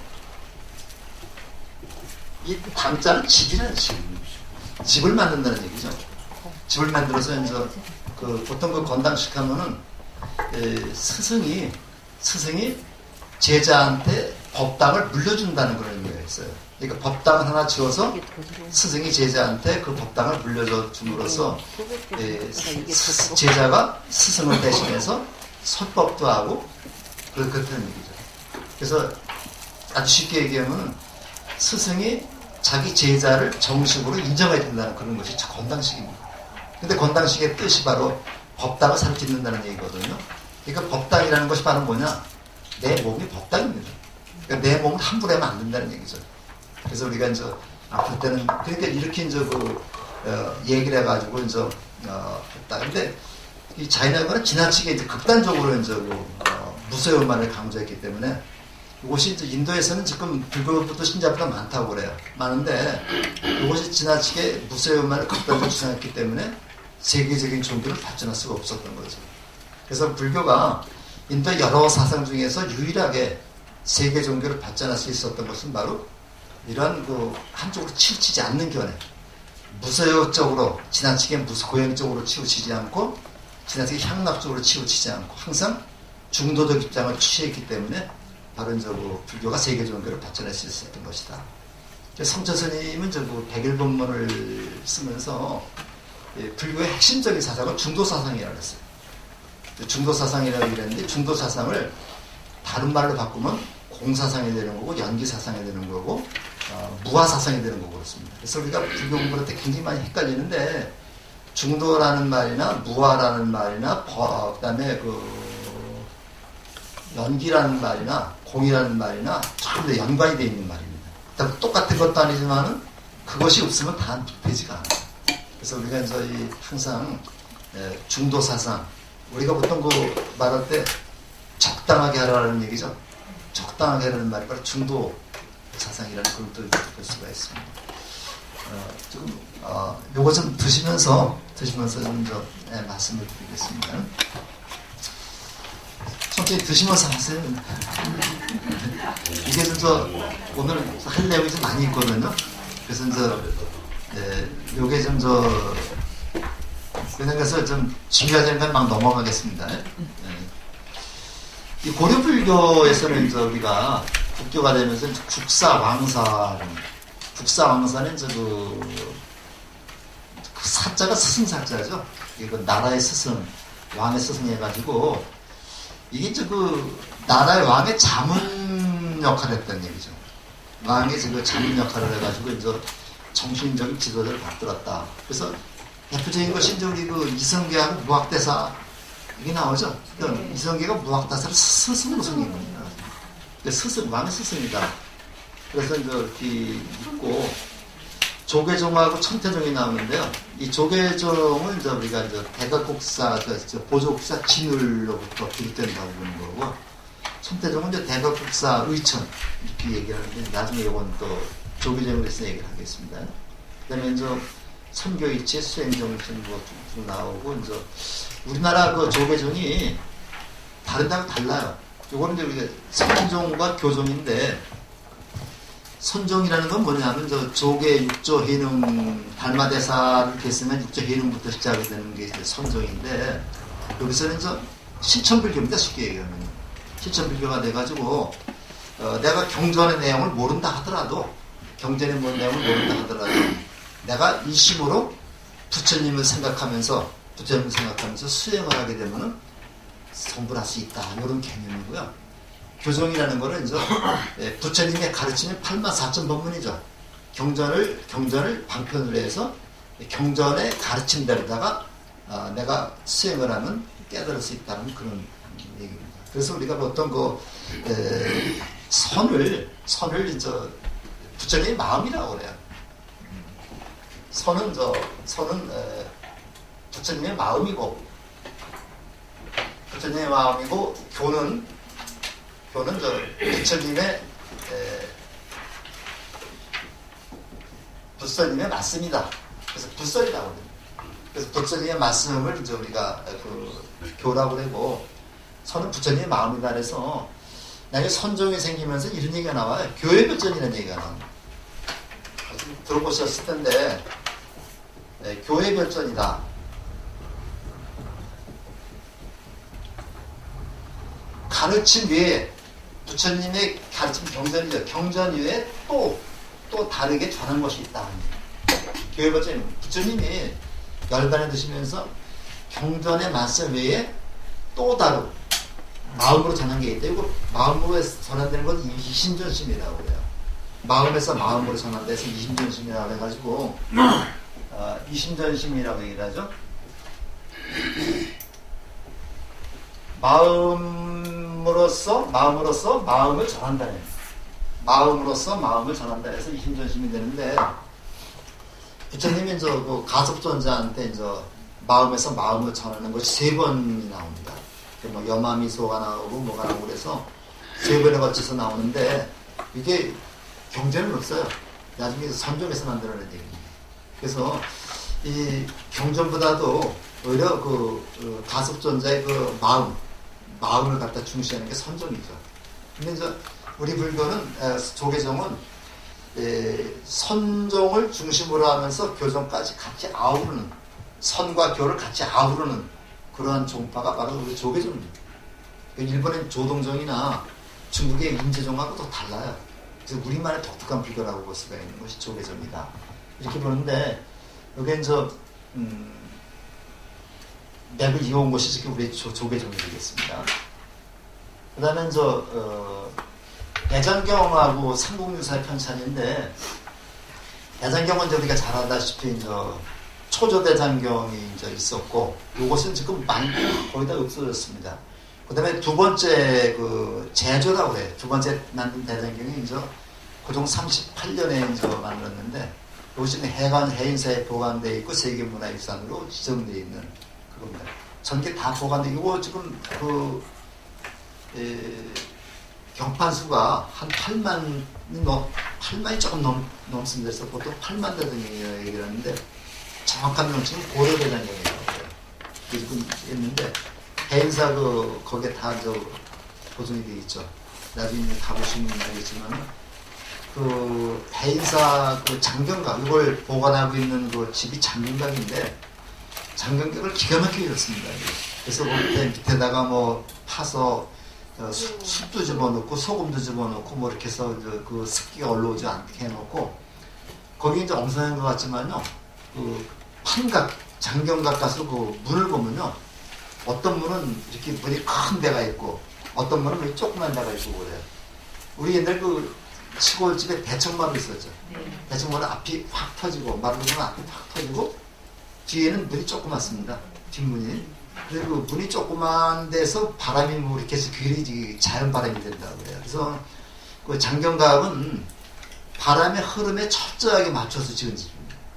그렇기 때문에 이제 우리가 이제 선풍기를 이용하지 않아도 바람이 다 그 안에 들어가서 이렇게 나오기 때문에 그것이 이제 곰팡이가 서리지 않고 그런다고 그래요. 그러니까 대단한 집입니다. 그리고 이제 삼국유사인데 유사라고 하는 삼국유사를 역사책으로 잘못 알고 있어요. 근데 역사책은 이렇게 쓰지 않죠. 삼국사기는 우리가 사기라고 해가지고 이렇게 쓰잖아요. 요 사자가 들어가는 게 역사책이죠. 그래서 책인데 이거는 삼국유사라는 것은 뭐냐면요. 이건 이야기책.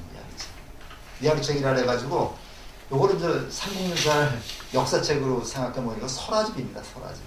그러니까 이런 스님이 이제 편찬한 설화집인데 아무튼 이런 스님이기 때문에 불교하고 관련된 설화를 많이 집어넣겠죠. 그 불교하고 관련된 설화가 많이 있고 요게 이제 우리 그 향가 14수가 여기 있는데 특히 신라 쪽에 얘기가 많습니다. 그래서 우리가 그 경주 여행을 가려면 가서 보문단지에 가서 그냥 수면 마시고 오려면 뭐 필요 없겠지만은 경주 유적여행 특히 남산이라든가 이제 아까 말한 소금강이라든가 이런 유적여행을 가려면요 문화여행을 가려면은 반드시 삼국유사를 한 몇 번 읽고 가야 됩니다. 읽고 가면 그런데 그 남산 같은 데는 한번 가보면요 대왕암서부터 가문사지에서 큰 삼국유사 다 나와 있거든요. 한번 읽고 가면은 그냥 계곡 올라가면서 불상이 쫙 있는데 그 대단히 환희심이 많이 나요. 그다음에 그 조선시대 얘기입니다. 조정칠이 불금전 특히 성종, 연산군, 중종이 척불이 크게 달았다.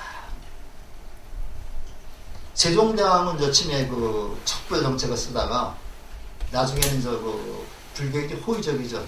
내불당까지 만들었고, 그 다음에 그 한글을 훈민정음을 창제했는데, 여기 우리가 참 잘못 알려진 게 굉장히 많습니다. 지편전학서들 얘기를 하는데, 지편전학서들이 훈민정음 만든 게 아니죠. 만든 게 아니고, 요거는 세종이 직접 만들었다는 설이 유력한데, 요즘에 또 신미대사의 도움을 받았다는 얘기가 또 나와요. 그래서 제 대학 후배인데 그 정찬주라고 그 소설을 쓴 친구가 있습니다. 그 친구가 있는데 천강에 비친 달이라고 하는 그 소설을 썼어요. 그 천강에 비친 달이라는 소설을 저도 한번 읽어봤는데 그 신미대사가 신미대사라고 있는데 그분이 산스크리스토를 배워가지고 세종한테 굉장히 많은 그 영향을 줘가지고 실제로 그 세종대왕이 한글을 창제한 것은 신미대사의 영향이 컸다 그런 얘기죠. 그래서 그 신미대사가 저기 그 속리산에 가면 법주사에서 올라 복천함이라는 남자가 있어요. 복천함이라는 남자가 있는데 거기서 있으면서 많이 그 훈민정음을 만드는데 도움을 줬다. 그래서 세종대왕이 그 한글 창제를 발표하고 나서 용벼창가 같은 것도 썼습니다만은 아들인 그 수양대군한테 부처님 일대기를 한번 한글로 써봐라. 새로운 문자로 써봐라 해서 수양대군이 부처님의 일대기를 그 산문으로 쓴 게 석보상절이죠. 석보상절을 써서 바치니까 세종대왕이 읽어보고 너무 잘 썼거든요. 그래서 거기에 맞게끔 그 시로다 또 옮겨 썼습니다. 시로 옮겨 쓴 게 월인천강지곡이죠. 그 월인천강지곡이 한 500수 정도가 되는데 상중 하하특권이 있는데 지금 한 책만 세 권에서 한 책만 전해지고 있습니다만은 그 석보상절에 맞춰가지고 아들이 쓴 석보상절에 맞춰가지고 그걸 그 시로다가 쓴 것이 바로 월인천강지곡이죠. 나중에 세종대왕이 돌아가시고 나서 아들인 그 수양대군이 자기가 쓴 석보상절하고 아버지가 쓴 월인천강지곡을 하나 합본으로 해가지고 만든 게 월인석보라는 책입니다. 들어보셨어요? 우리 그 옛날에 고등학교 때 많이 들어봤었는데 고등 시간에 많이 들어봤었는데 그래서 그 석보상절, 월인천강지곡, 그다음에 월인석보가 다 그런 건데 그것도 프로그래서시에 많이 나오더라고요. 그래서 우리가 그래서 많은 불경을 따로 언해했죠. 한글로 했는데 그런 거 보면 난 그래서 그 한글이나 이런 거 볼 때마다 세종대왕이 진짜 대단한 왕이죠. 그래서 우리가 그 세종대왕 같은 그런 그 지도자를 모시고 산다는 게 대단한 겁니다. 지금 같은 이 난세에 세종대왕 같은 그런 성군이 한 번 나왔으면 어떨까 생각이 들어요. 그 세종대왕이 왕이 되고 나서 이제 형이 양녕대군이죠. 그 다음에 그 두 번째 형이 효령대군인 거예요.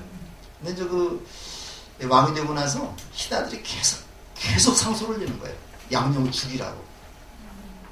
언제 양녕을 죽이라고. 끝까지 양녕을 죽이지 않았잖아요.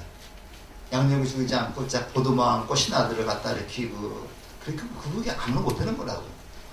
광해군은 어때요? 광해군은 자기 왕이 되고 나서 금방 형 이매군 금방 죽였잖아요. 그러니까 왕이 되지 못한 왕자들은 아주 비참한 겁니다.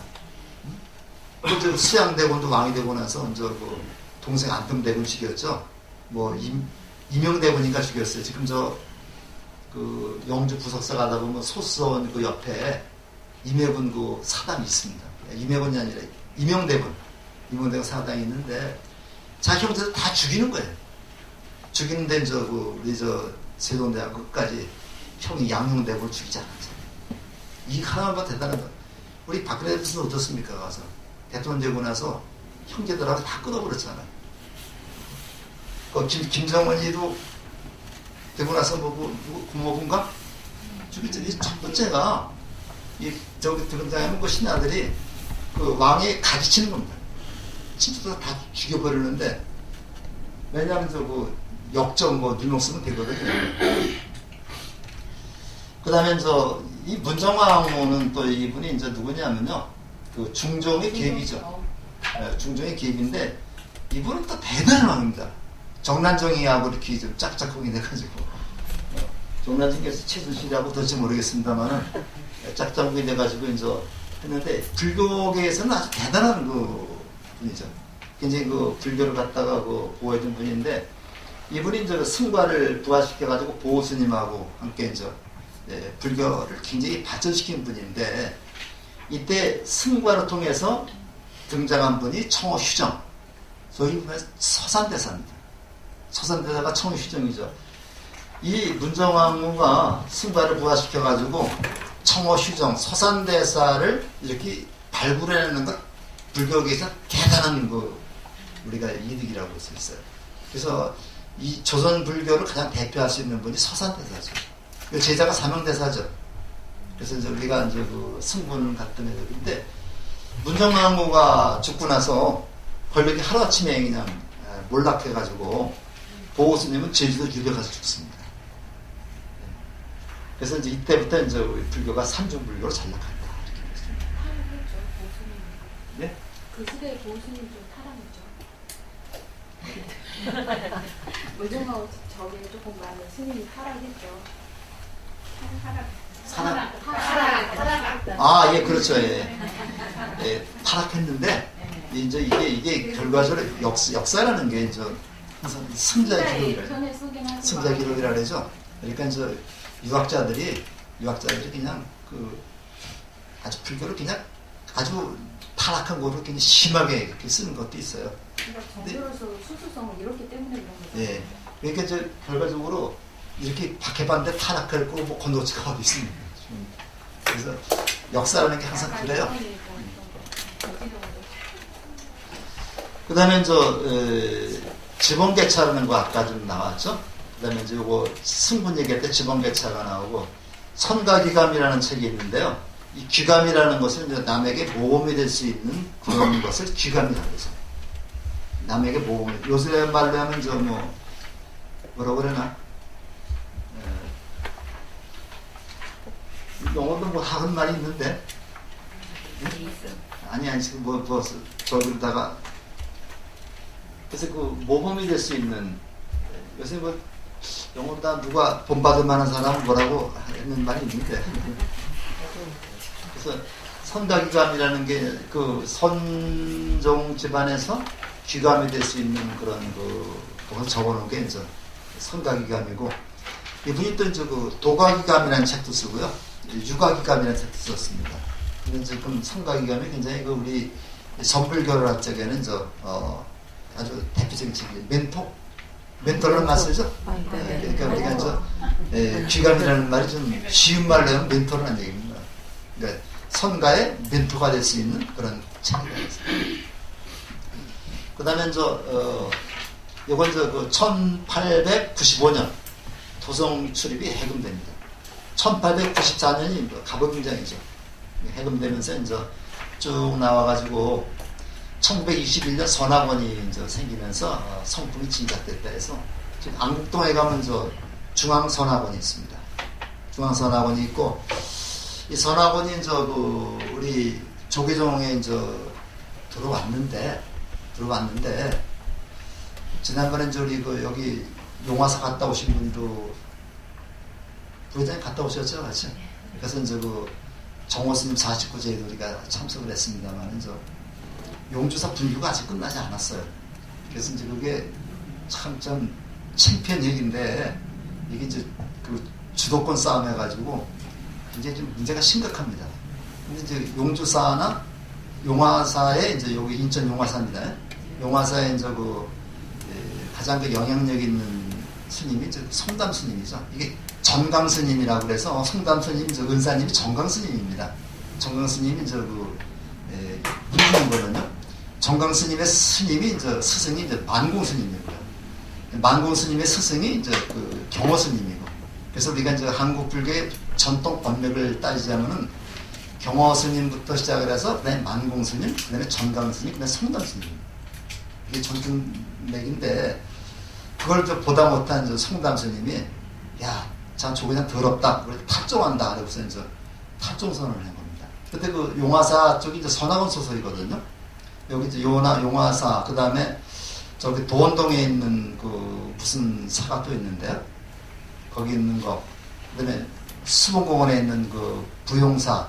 이쪽은 전부 선학원 소설입니다. 그래서 지금 조계종 속에 들어가긴 했지만은 조금 그 자기 파벌의식이 좀 있는데 그거를 가장 그 대표적으로 내가 이제 그 중앙선학원이라고 해가지고 안국동에서 안국역에서 조금 들어가면 있습니다. 들어가면 있고 안국역에서 이쪽으로 중쪽으로 나오면 또 조계사가 있고 거기서 조계사에서 또 저쪽에 종로 상가 쪽으로 가면은 또 뭐가 있냐면 그 대각사가 있습니다. 그래서 우리가 이제 서울 가서 하루 동안에 다 돌을 수 있는 거거든요. 그래서 그 대각사는 그 용성스님, 그 다음에 그 조계사, 그 다음에 중앙선학원. 그 용성스님은 또 이제 불교 개혁을 위해서 불교를 대각교라고 그랬어요. 대각교라고 해가지고 이제 불교의 그 중흥을 꾀했던 분이고, 이 용성스님의 손잡고 되는 분이 이제 불신 도문스님입니다. 저 중림정사. 우리 가보셨잖아요, 한번? 못 가보셨나? 네, 이제 불신 도문스님의 이제 법맥을 계승했다고 하시는 분이 이제 우리 학정 스님이죠. 그래서 이제 그 학정 우리 박정 그 종현 회주 스님은 당신 입으로 그러시더라고요. 나는 법맥은 불신 도문 스님을 계승했고 율맥은 그 BTN 그 사장했던 성우 스님이라고 있어요. 성우 스님이 율맥을 계승했다고 이렇게 말씀하시더라고요. 그래서 이렇게 법맥이라는 게 이렇게 있습니다. 또 그래서 이때 이제 조선불교 조계종이 태동했고 이때 이제 통합정단이 1962년에 통합정단이 내면서 대한불교 조계종이 정식으로 출범했습니다. 그래서 초대 종종으로 교봉스님 이제 판사였다가 이제 여장수를 해가지고 처가하신 분이죠. 교봉스님, 그 다음에 이제 청담스님 이런 분들이 이제 쭉 이어서 지금은 이제 종종이 누구예요? 종종스님, 진제스님. 지금 진제스님이 종종스님입니다. 그 다음에 대한불교 조계종 요거만 이게 우리가 이제 조계종을 할 때 이제 그 종원이라는 게 있어요. 종원을 통해서 간단히 살펴보겠습니다.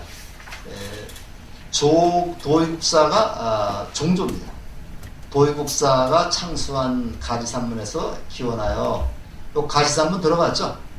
오교구산이라고 해가지고 이제 우리가 그 선종의 가지산문이라는 데가 있는데 도의국사가 창수한 가지산문에서 기원해서 그래서 도의국사의 그가 머물던 데가 이제 진전사라고 양양 진전사. 지난번에 10월달에 11월달에 한번 성주를 갔다 오신 분 한 분 있나요? 11월달에 11대 성지순례 우리 그 양양 명주사하고 진전사 갔다 왔는데 저 그때 이론 스님이 저 같이 갔었습니다. 그 진전사가 바로 어디냐면요, 이 돌국사 그 부도비가 있는 데죠. 그래서 우리 부도비에서 저기 돌면서 이렇게 저 석가모니를 정문도 하고 그랬는데, 그래서 제가 그 카페에 제가 올려놨었는데 아무 카페는 안 보신 모양입니다. 그래서 그게 있고요. 그다음에 그 보족사의 중천, 그다음에 요 천자 드러난 천자를 드러난다는 얘기입니다. 그래서 천명한다 쓰잖아요. 그래서 보족사가 다시 그 중천을 해가지고 태어보국사가 뭐 해서 했다. 그래서 굉장히 말이 어렵게 써놨죠. 그러니까 종조가 도의국사가 창수했고, 그다음에 보족사하고 보국사가 더 발전시켰다 이렇게 보면 됩니다. 그다음에 본종은 석가세전에 작각각다 각행만한 금방도 봉치하며 직지인신 견성성도 전법대상을 종지로 한다. 말이 어렵죠. 이 중에서 가장 중요한 말은 자각각타입니다. 자각이라는 말은 뭐예요? 내가 스스로 깨닫고 각타, 남을 깨닫게 한다. 내가 깨달아서 남을 깨닫도록 도와준다. 그럼 모두가 되는 거예요. 모두가 깨닫는 거죠. 이게 바로 자각이라는 것은 지혜입니다. 각타라는 말은 남에게 깨달음을 전해주는 거기 때문에 자비고, 이걸 회양이라고 해요. 그러니까 내가 그 수행 정진을 해가지고 부처가 됐으면은 그 부처가 된 것을 남에게도 전하는 거죠. 그렇게 하고, 그 다음에 각행만만, 깨달음과 행동, 요건 지혜고 요거는 자비죠. 깨달음과 행동이 원만하게 한다.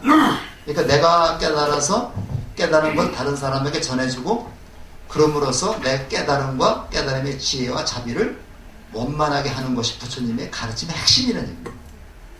부처님 가르침의 핵심이 뭐냐?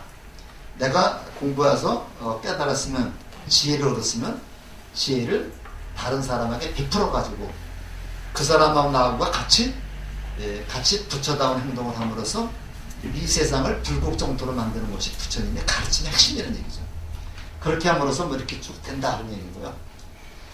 소위경전은 금강경하고 전등법어라 해가지고, 금강경은 우리가 잘 알고 있죠. 금강반야바라밀경 해가지고 요것이 요것과 전등법어는 등불을 전한 조사 스님들의 말씀.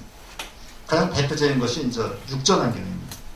육조단경이라든가 마조록이라든가 인재록이라든가 하는 중국 조사 스님들의 말씀을 묶어놓은 책을 우리가 전등법어라고 그래요. 그래서 이런 것을 소위경전은 가장 중심이 되는, 핵심되는 경전을 소위경전이라고 그래요. 우리 그 청태종이라고 하는 종단이 있죠. 청태종의 종단은 거기서는 뭐가 소위경전이냐면 법화경이 소위경전입니다. 법화경 중에서는 그 관세음보살 보문품이라고 있어요. 그래서 그 관세음보살 보문품을 중시하기 때문에 천태종에서는 그 관음기도가 대부분을 차지하고 있습니다. 그리고 그 법화경에 그 관세음보살 보문품이 있는데, 이 관세음보살 보문품을 우리가 보통 관음경이라고 얘기를 해요. 그래서 그 단양에 가면 구인사가 있죠. 인천에는 황룡사, 이게 천태종교이라고 해서 잘 되겠습니다. 그 다음에 본종은 석가모니불을 본전불로 한다. 그래서 본전불은 석가모니불이 본전불인데, 다만 종전부터 석가모니불 이에 불상을 본전을 보시는 사찰에서는 그 분례에 따른다 해가지고 석가모니불이 본전불이 되는데, 그 신흥사 같은 경우가 보면요, 설악산 신흥사 같은 경우 보면 배웅전이 없고 극락전이 있어요. 극락전에 누굴 모셨겠어요? 근데 아미타불을 모셨죠. 그 신흥사 같은 경우는 아미타불을 모신 극락 버전이 중심 정각이기 때문에 그런 것은 그냥 물이 난다는 얘기죠. 네. 그렇지만 조계사라든가 우리 용수사인데 전부 다 석가모니불이 본전불이 됩니다. 그다음에 해인사 같은 경우는 누가 본전불이냐면 비로자나 부처님이 본전불이 되죠. 비로자나 부처님이 그런 것을 그대로 용인한다는 얘기죠. 그 다음에 그 낙산사 같은 데는 원통 버전이 중심 정각이죠. 그러니까 누굴 모셨겠어요? 관세음보살을 모시죠. 그런 데 있다는 얘기입니다. 그 얘기입니다, 이거는요.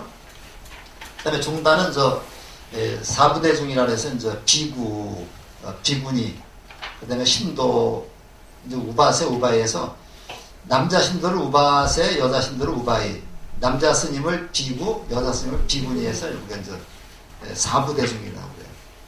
근데 이제 칠부대중이라는 말도 씁니다. 칠부대중. 칠부대중이라는 말도 쓰는데, 여기는 누가 들어가냐면 삼인이, 그 다음에 식참하나, 이렇게 포함해서 칠부대중이라는 말을 씁니다. 삼인이라고 하는 그 스님은 아직 20세가 되기 전에 아직 정식으로 구족계를 받지 못한 스님을 남자 스님은 삼이라고 해요. 우리 여기 엊그저께 보면 우리 스님 상좌 젊은 두 분 오셨죠? 여기다 이렇게 기세다가 이렇게 괴색 요거 단스입니다. 보셨어요? 가보면 여기 기세다가 이렇게 괴색이고 갈색이죠. 그렇게 요거 다른 분들은 3입니다. 아니 정식으로 구족계를 받지 못한 분이에요. 그래서 우리가 스님이 되기 위해서는 구족계를 받거든요. 구족계라고 그러는데 구족계라고 그러는데요. 비구 스님 같은 경우는 250개를 받습니다. 250개를 받고 그 다음에 이제 비구니 스님 같은 경우는 384개인가요? 그렇게 되면 384개가 돼요. 이렇게 348개인가? 348개. 348개를 받는데 그게 사실은 뭐 할 수 있는 게 없죠, 이제 가서. 근데 요 개를 받는 거를 우리가 구족계라고 그러고 요 개 받는 데를 우리가 금강계단이라고 해요. 우리 요즘 포살 받을 때도 금강계단이라고 그랬죠. 그러니까 금강계단의 계단이라는 말은 요 계자 써서 계단이기 때문에 어떤 단을 쌓아놓는 게 아니라 계를 받는 신성한 장소라는 뜻이에요. 그래서 우리가 이 금강계단에서 이렇게 계를 받는데 요때는 요 기세 요거 띄워버리면은 비구니가 되는데 그냥 3인은 그냥 20살이 넘으면 비구가 됩니다. 부족해 봐도. 근데 여자인 경우에는 3인이에서 18살 되면은 18살에서 20살까지를 식차만화라고 해요. 식차만화를. 식차만화를 해서 3인이는 18살까지 18살부터 20살까지 식차만화라는 과정을 거쳐가지고 비구니가 되는 거죠. 그래서 이렇게 세 분을 합쳐가지고 칠부대중이라는 말을 씁니다. 그 다음에 신도라는 것은 누구냐는데 3계의계와 5계를 수지하고 3보를 호지하며 조계정을 신수 봉행하는 사람을 만든다 했는데 조금 좀 쉽게 썼으면 좋겠어요. 3계의계는 우리가 불법성 3계에 귀의한다는 거였는데 이럴 때 이미 5계를 받을 때 이제 계첩을 주거든요. 계첩을 주는데 계첩에는 3계의계하고 5계가 같이 있습니다. 그래서 5계를 받을 때 항상 3계의계를 같이 받습니다. 그러면 정식적으로 신도가 되는 거고 그 다음에 신도의 의무 쭉 나오는데 요게 있죠. 교무금 납부라는 게 있죠. 이거 다 있는 겁니다. 여기 있는데 요거 때문에 포교사 선생님이 잘한 거예요. 교무금 납부가 있는데 우리 신도증을 만들어줍니다. 신도증을 만들어주면 매년 1월 달에 그 신도증을 다시 발부를 해요. 그때 교무금이 10,000원입니다. 10,000원인데 요새는 그 신도증에다 스티커를 하나씩 붙여주거든요. 그래서 스티커를 붙여주면은 스티커 색깔이 다 해마다 달라요. 그래서 우리가 그 신도증을 교부받을 때 교무금 10,000원을 납부할 의무가 있다. 그 교무금을 신도증을 받게 되면은 우리 본사급 차차는 거의 다 돈을 다 받죠. 불국사나 석고랑 같은 4,000원씩 받습니다. 입장료가. 근데 그거를 신도증을 제시해주면은 그냥 공짜로 들어갈 수가 있고요. 조계사나 조계사 앞에 큰 서점이 있어요. 저는 저기서 조계사 그 건너편에 이제 5층짜리 건물이 있는데 그 건물의 지하에 아주 굉장히 큰 불교 서점이 있는데 저는 그래서 그 불교 책 살려면 글로 가는데 거기 가면 저 신도증을 제시해주면 10% 할인을 해줍니다. 그래서 어디 교보문고나 어디가 찾으려면 불교 그 코너가 없어요. 책 조금 되긴 있는데 거기 가면 저 불교 책도 많고 또 물어보면 또 잘 찾아주더라고요. 그래서 굉장히 그 교보금을 그래서 이걸 항상 1월부터 12월 30일까지가 가능하면 1월 달에 교보금을 내는 게 훨씬 낫겠죠. 12월 달에 교보금 내면 한 달밖에 못 씁니다. 그 다음에 이제 하나의 사닥 반드시 가져야 된다는 거. 그 다음에 이제 권리가 있습니다. 저부터 신청해야 돼요. 그 다음에 이제 바로 공양을 못했는데 내년에 전부 잡고 약속을 드리겠습니다. 내년에 이제 입문반 그 바로 공양할 때는 여기 27기, 이제 대학반도 27기가 되거든요. 이분도 27기 되잖아요. 27기에 맞습니다. 27기 이제 네. 그 하시는 분들은 이제 같이 바로 공양에 좀 해서 그래서 이제 그 음량기라고 그러는데 그 바루가 이제 4개가 있어요. 그래서 이제 어시바루, 국바루, 청수바루, 참바루가 있는데 어시바루는 저 밥만 퍼먹을 수 있는 데고요. 국바루는 국만, 청수바루는 물을 떠놓은 선저 그런 물은 저거는 맛있는 물이 아니라 닦는 물입니다. 참바루는 이제 반찬. 여기 4개 바루가 있는데 요게 저 그 크기 순서로 제일 크고 다음 거에서 그걸 포개놓으면 하나가 되죠. 그런데 어시바루에 이제 밥만 들어가고 다른 게 들어가면 안 됩니다. 그래서 이제 이렇게 밥 먹는 걸 공양이라 하는데 공양이라는 거는 아마 쭉 내 얘기를 했죠. 보살로서 설겠다는 의지를 가지고 있던 서원을 다지면 거룩한 의식이면서 밥 공양이라는 거는 상대방을 부처님으로 대접해 준다는 거예요. 그래서 이제 정신이 나오는데 조금만 더 하겠습니다. 이 바로 공양을 할 때 이제 숟가락하고 젓가락을 이렇게 주는데 우리 밥 먹을 때는 어떻게 돼요? 숟가락을 같이 넣고서 먹을 수 있죠. 근데 이제 그 바로 공양할 때는 숟가락을 들 때 숟가락만 들고 먹어야 되고 밥그릇을 밥그릇 먹어야 되는데 우리가 이제 이렇게 됩니다. 그래서 먹는 게 여기가 이제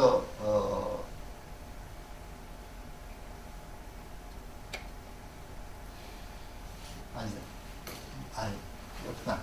여기서 앉는 사람이고 제일 큰 거, 그 다음에 두 번째 큰 거, 세 번째 큰 거, 제일 작은 거 이렇게 나오죠. 여기 이제 내가 여기 앉아 이렇게 나오는데 여기 어시바루입니다. 이게 어시바루고 요게 이제 그 국바루, 요게 이제 물 담아놓는 바루고요. 요것이 반찬 바루인데 이 어시바루 가장 중심이 되기 때문에 항상 내가 밥을 먹지 않을 때는 그 숟갈 젓갈을 여기다 집어넣어야 돼요. 그래서 내가 이제 여기다 집어넣다가 숟갈로 먹을 때는 숟갈만 끄집어서 이제 이 밥을 퍼넣는 건데 반찬을 여기다 담고 하려면 안 됩니다. 밥을 여기다 담는 건 괜찮은데 반찬을 여기다 하면 안 되고 여기다 국도 여기다 하면 안 돼요. 이거 밥만 들어가야 되는데 밥을 먹을 때도 이 밥 씹는 모습이 상대가 보이지 않게 하기 위해서 밥으로 듭니다. 들어서 입을 가리고 먹어요. 그 다음에 이제 숟갈을 먹고 이제 반찬을 집을 때는 숟갈을 다시 여기다 집어넣고 젓갈로 반찬을 먹은 다음에 다시 거기다 놓고 항상 그런 느낌 먹는 건데 오늘 나중에 이제 말씀드립니다. 자, 똑같이 먹는 거고요. 그 다음에 오염시키지 않는 친환경적인 식사법으로서 음식물 쓰레기가 전혀 없습니다. 나중에 이제 다 이제 그거 닦아서 닦은 물까지 먹어야 되니까요. 그 다음에 팀플스테이 때 필수 프로그램인데, 미국의 유력 신문에서 이렇게 했고, 이렇게 했다. 이게 계속 우리가 주요 체험 행사로 단 팀플스테이와 함께 우리가 강조되는 것이죠. 그 다음에 여기까지만 했습니다. 네. 조금 좀 시간 여유가 있으면 좀 자세하게 할 건데 조금 그렇고 준비를 많이 오셨는데 지금 먹지도 못했죠. 맛있게 드시고. 예. 질문이 있는데요. 예, 예. 저기 그 천토종과 조계종 우프 이렇게 단파가 있잖아요. 예. 근데 천토종은 제가 알기로는 결혼을 해도 된다고 그러고 결혼을 하는 좋다라고 생각을 하거든요. 예. 그리고 조계종은 결혼을 하는 거고. 예. 지금 다 그렇습니다.